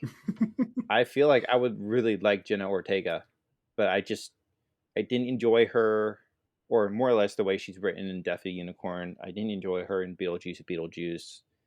Again, those are just movies I just didn't really enjoy. I love the first Beetlejuice movie. But yeah, Death of a Unicorn. Nope. No. If you like a little bit of, unicorns being mean to humans kind of action stuff, I'll admit, some things I think people would enjoy from that. Outside of that, I don't like this film. I feel like most times when I watch a film, even a film I'm somewhat indifferent about, I'm like, okay, yeah. Moving on. Death of a Unicorn. I kind of felt like I was being like sewn into my seat. Like somehow I'm being destroyed in the inside and being ripped apart for no good reason. Because there's no good reason to be sewn into a seat, right? That's such a crazy thing to say. Yeah, there's just nothing to this for me. It was a miserable time at the movies. Yeah, I had been kind of holding out hope for this one as someone who's a fan of horror and fantasy. I was like, oh, maybe this will be fun. And this falls into a thing that I have had an issue with a lot of horror movies of the last, I don't know, post A24 era, where I'll just read out my Letterboxd review line I pulled from that I think encapsulates it pretty well. But this is an interesting B movie premise that's squandered on something that is neither as smart as it wants to be, nor as trashy fun as it should be. It splits the difference between the two and calls it a day. Like, I wanted this to be a fun B movie. This movie wants to be a significant elevated horror movie. And it isn't either, and so it's kind of nothing. The performances were fun, I thought. There's some decent visuals, but yeah, this is just kind of in one ear, out the other. Forgotten before you've even left the theater. Yeah. All that remains is how I felt, and it did not feel good. My least favorite movie of the year was the Minecraft movie. A Minecraft movie. A Minecraft. Yeah, the story just didn't hook me at all, and the sets actually looked pretty good though. When they're on practical sets, When they're they're decent. yeah, the practical sets are cool. But yeah, yeah. We didn't even get one of the fun screenings where people were throwing popcorn at each other. I'm glad we didn't as well. But yeah, Jay and I both did a podcast And Emma, series on the and Emma. Minecraft. Oh yeah, and Emma. So there's more in-depth thoughts there. I didn't love it as a fan of Minecraft. I've actually tried to rewatch it a couple times, but I just cannot. Why? I just Maybe don't it's care. good.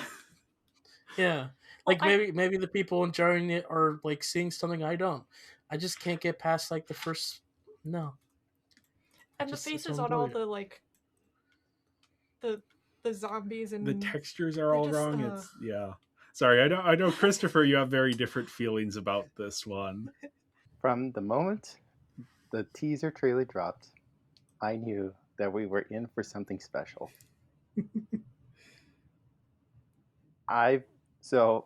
Just from the beginning, I'm like, this is going to be incredible. And yes, the Minecraft movie is so much fun. I had so much fun watching this movie. I went to see it with some coworkers, and I really enjoyed it. And then I went to see it again. Like I've said, I feel like most times, like I never really rewatch a movie in theaters. I think I could remember all the movies I've rewatched in theaters. I think or like the second time, Spider-Man: No Way Home, Alien Romulus, because they had Alamo Drafthouse Springfield Q&A attached to it, and I'm like, sign me up. I saw Until Dawn a second time because my brother was in town. We were just trying to watch everything, and he hadn't seen it. So I was like, you know what? I kind of had fun with it. I'll watch it again. And then I saw the Minecraft movie for my second time. And that second time was also electric. Because the first time I saw it was like Monday afternoon, so it was pretty empty screen. That second time I saw it was like the second weekend, Sunday afternoon. There was a decent enough crowd that there was like a row of kids, and they would just politely clap at the right moments. And like when he comes out and says, right. They said it with him. I and Steve. And I just got chills. It was electric. Even though it wasn't a full IMAX room, just this row of kids politely doing the things. I am Steve. Chills, man. Oh my goodness, chills. It was so special, so incredible. And again, it was nice to have a crowd that wasn't going to throw things, right? They were just doing all the meme things at the right times. And oh my goodness, it was incredible. It was beautiful. It was a high, honestly, higher than Nizar 2. Can't lie, probably, because it was a full movie versus like half a movie. But Nizar 2 is still absolutely incredible. But yeah, oh my gosh, I hopped in the car.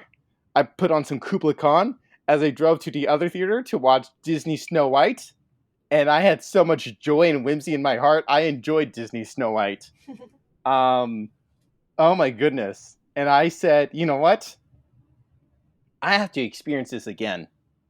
But I'd never seen a movie in 3D before. And so I went to, this was the first movie I saw in 3D, which was miserable, or at least the 3D part was. I didn't really enjoy the 3D thing. And then he comes out and says, I am Steve, and there was like one hesitant like reaction, but nothing else in the rest of the room. And I said, what am I doing to myself? I'm trying to watch this movie for a third time. I'm not enjoying this 3D experience. The audience isn't reactive. But then, within 15 minutes, I had a happy little smile on my face as I kept watching the rest of the movie, and had such. I was just experiencing such beauty again for the third time within a month, and I was like, "This must be heaven." And I sat through the rest of the movie. It was incredible. And then my brother comes in town, and then we're just trying to watch movies. And like I said, I rewatched Until Dawn, and I said, "You have to see the Minecraft movie." And I brought him to watch it, and I watched it for the fourth time within a month, or maybe it was a week or two after a month, but still, 4 times in a few weeks. And I had the time of my life. I enjoyed the movie so much. He didn't. Napoleon Dynamite's actually his least favorite film of all time. Oh my goodness. I was just smiling and having myself a giddy little time. It's such a great film. Honestly, if it wasn't on Emma's list, it would have been at my number one. I'm kidding. Yeah, I honestly really enjoyed the Minecraft movie. I haven't rewatched it since, but honestly, if I enjoyed it watching 4 times in a month, I could enjoy watching this again. I'll also say I've never played Minecraft. So there's that too. But yeah, what a great film. The Minecraft movie. Highly recommend. The funnest little time of 2025. I'm glad you enjoyed it. That's all I could really say to that. Speaking to the other funnest time of 2025, we have Amazon Prime's War of the Worlds, starring Ice Cube. Yeah, one of us had to watch it and talk about it, and I decided to do it. It's a bad film, poorly made, filmed in 2020, meant to release in 2020, was in distribution hell for 5 years, released 5 years later, and it's bad. Yeah, it's bad at all. It's bad all the way. Like, even this film is mostly stock footage with some the aliens composited on it, or just like whatever digital thing they got going on.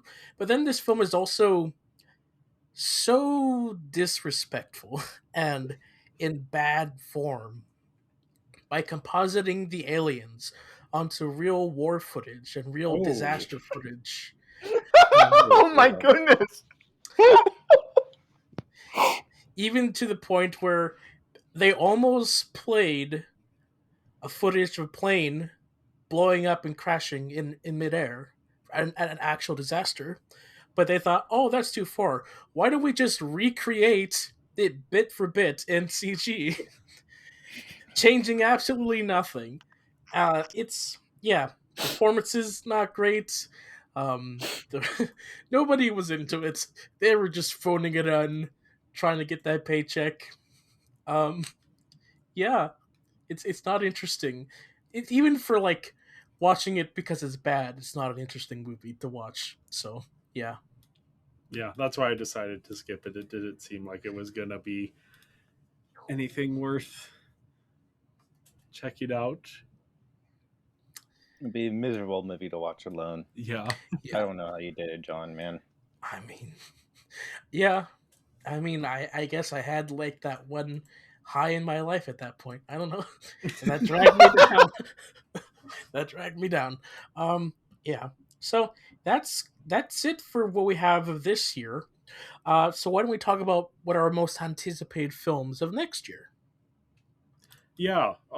So mine is just a pure me pick.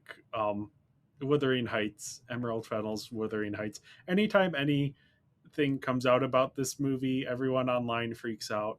I'm like, I just wanna have a good time, a good trashy romance novel time. I love the cinematography. I love the design. Jacob Elordi, Margot Robbie. Yeah, let's see what this is. I liked Saltburn even though no one else did. I'll be there. Everyone else is gonna freak out about it, and I'm gonna be disappointed that everyone else is freaking out about it. But hopefully, I could step back enough from that to enjoy it on its own merits without worried about that stuff. But people really do not want to like this movie. I'm curious to see its performance. I'm just glad that someone's releasing something for Valentine's Day, because I didn't realize it was releasing for Valentine's Day. I saw Angel Studios is releasing a movie a week before. Like, wow, finally, after last year, no one did. Well, except for Hard Eyes, but Hard Eyes is a little. It's just niche enough. Yeah. You know, I feel like it. I haven't seen the trailer for Wuthering Heights, but especially kind of seeing how The Housemaid played, maybe this will play well. This with- I think with is some of the going crowd. to do well financially. Yeah. I think it will also be the kind of thing, much like Saltburn, that a lot of people are going to freak out a lot about, even though I don't think it's going to be that much to freak out about. hmm Compared to Saltburn, especially. Well, I mean, I don't think Saltburn is that intense. I don't know. Okay. Maybe I've mean, been online for too long. I don't. Yeah. I was like, oh, what? Was Everyone is Saltburn making such a intense? big. Just not intense. Just like the things it was depicting, people were freaking out about, and I'm like, why are you Mhm. freaking out? This is relatively tame. Yeah. I'm in the pocket for Emerald Fennell, even though everyone else hates her. So Wuthering Heights, I'm excited. I'll be honest, I've seen Emerald Fennell say some things that have rubbed me the wrong way, but if my schedule opens up a bit, I may give this a shot, because that's me. I just try to see most Yeah, everything. yeah. So that's not really going to stop me. It's just time. That's the only thing working against me. My most anticipated film of the year is Supergirl. I have not seen the trailers. I was intending, if I was going to see Avatar 3 at the AMC with 3D and high frame rate, then I was like, I'm going to watch all the trailers there, and that's when I'll watch the Supergirl trailer. And that I ended up not doing that, and the Supergirl trailer didn't play at the Alamo for Avatar. So I still haven't seen the trailer, so can't speak to that. All I can speak is just my genuine excitement, and I'm excited. I like, in my mind, like, what's better than Superman and Supergirl? Honestly, like, I think from the beginning when these movies were being announced, because basically Superman and Supergirl were virtually announced around the same time, at least to my memory. And so I was like, oh wow, they're doing a Supergirl movie. That was the one movie I was really excited about. I don't know when James Mangold was attached to Swamp Thing, but obviously I'm fascinated by James Mangold, so excited about that as well. I don't think Superman ever really entered like my excitement list, and also this was before like I started like having like my theater subscription passes. So like if I was gonna pay a ticket to see a movie, it would be Supergirl. It wouldn't have been Superman.